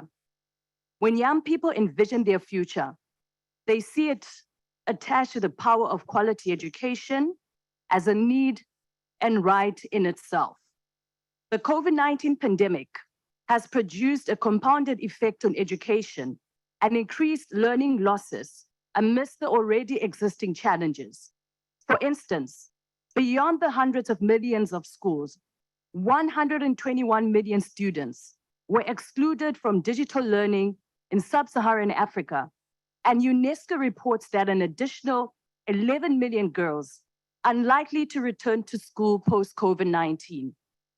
The education gap is increasingly widened among several challenges of inclusion and lack of access to affordable primary, secondary, vocational, and tertiary education. Now, Africa's renaissance cannot be realized if adequate investment is not made in the youth and their human capital development, considering that young people constitute about 70% of the African population, their educational capacitation matters. We undertook a large consultation on youth across the continent. As the African Union Chairperson's Youth Envoy, part of the 60 days youth engagement tour was to hear from the voices of the youth on the issues and recommendations regarding the transformation of education in Africa. Understanding that transforming education in Africa requires a shift in approach, youth are calling upon governments, the African Union, and development actors to transform Africa's education systems in at least 5 areas underpinned by the AU DOTS framework. I'll speak briefly in summary. Number 1, digital and electricity connectivity of all schools on the continent. Secondly, online learning to complement classroom learning. Thirdly, teachers as facilitators and motivators of learning, teachers that teach our children and young people how to learn and motivate them to learn. Number 4, safety to learn online in schools and in our communities. Lastly, skills-focused learning that ensures that our children have relevant foundational skills comprising the literacy, numeracy, and digital skills. They should also have 21st century problem-solving skills and must leave school with job-specific skills. Youth will be making a call for the creation of a Youth Advisory Council on education to work on the initiatives that we hope to be implemented from these recommendations and to follow up on the implementation of the summit outcomes. And lastly, I therefore call on all stakeholders, decision makers, heads of state to prioritize the transformation of education in Africa, spotlighting youth voices. This manifesto also acts as an instrument for intergenerational dialogues as young people call for action to build education systems that provide everyone with critical skills and competencies to thrive in the future. That way, we will be able to achieve the Africa that we want, Agenda 2063. So come, let us reason together with our youth. I thank you. Thank you so much. Thank you, Chiron Pemba, the African Union Youth Envoy, for that impassioned message. Thank you for being the voice of Africa's young people. And now I turn to Professor Bellosine for the presentation of the draft declaration on transforming education before we move on to the closing remarks. Thank you. Thank you very much. I'll try to make it very short. This declaration was drafted after a very, very large consultative process with all our partners. And I want to mention UNESCO, Unicef, World Food Programme, and the European Union, but not only, there are others. And it was also presented during the last Specialized Technical Committee on Education. It was amended, discussed by ministers who were present, and therefore it has been through many processes. It has 2 main parts. The first part is the context. I will not talk about it to make things short. And the second part is about the commitments. There are 12 commitments, quite comprehensive, each one. I will go just for the headings because it has been shared quite largely. So it's like a call for all AU member states, first, to work towards the achievement of the Continental Education Strategy for Africa 2016-2025 and education-related targets of the Sustainable Development Goals, i.e. SDG 4. Second, to advocate for education to be the AU theme of the year 2023, and for the implementation of the call, by the UN Secretary General to transform education globally. 3, to take deliberate measures to increase sustainable financing and systematic investment in education in line with international and regional benchmarks. 4, to reform the teaching profession with a focus on quality teacher training, including for the use of new technologies. 5, to upscale the implementation of evidence-based, innovative, feasible, and sustainable solutions that address the evolving context of education and training. 6, to focus on foundational learning from an early stage to raise learning levels by emphasizing teaching focused on science, technology, engineering, and mathematics, STEM. 7, to enhance the teaching of the history of Africa at all levels of schooling, from primary to higher education. 8, to establish and strengthen the multi-sectoral and multi-stakeholder partnership for education at country, regional, and continental level. 9, to improve the production and synergies between education information management systems and labor market data. 10, to strengthen the implementation of comprehensive school feeding programs.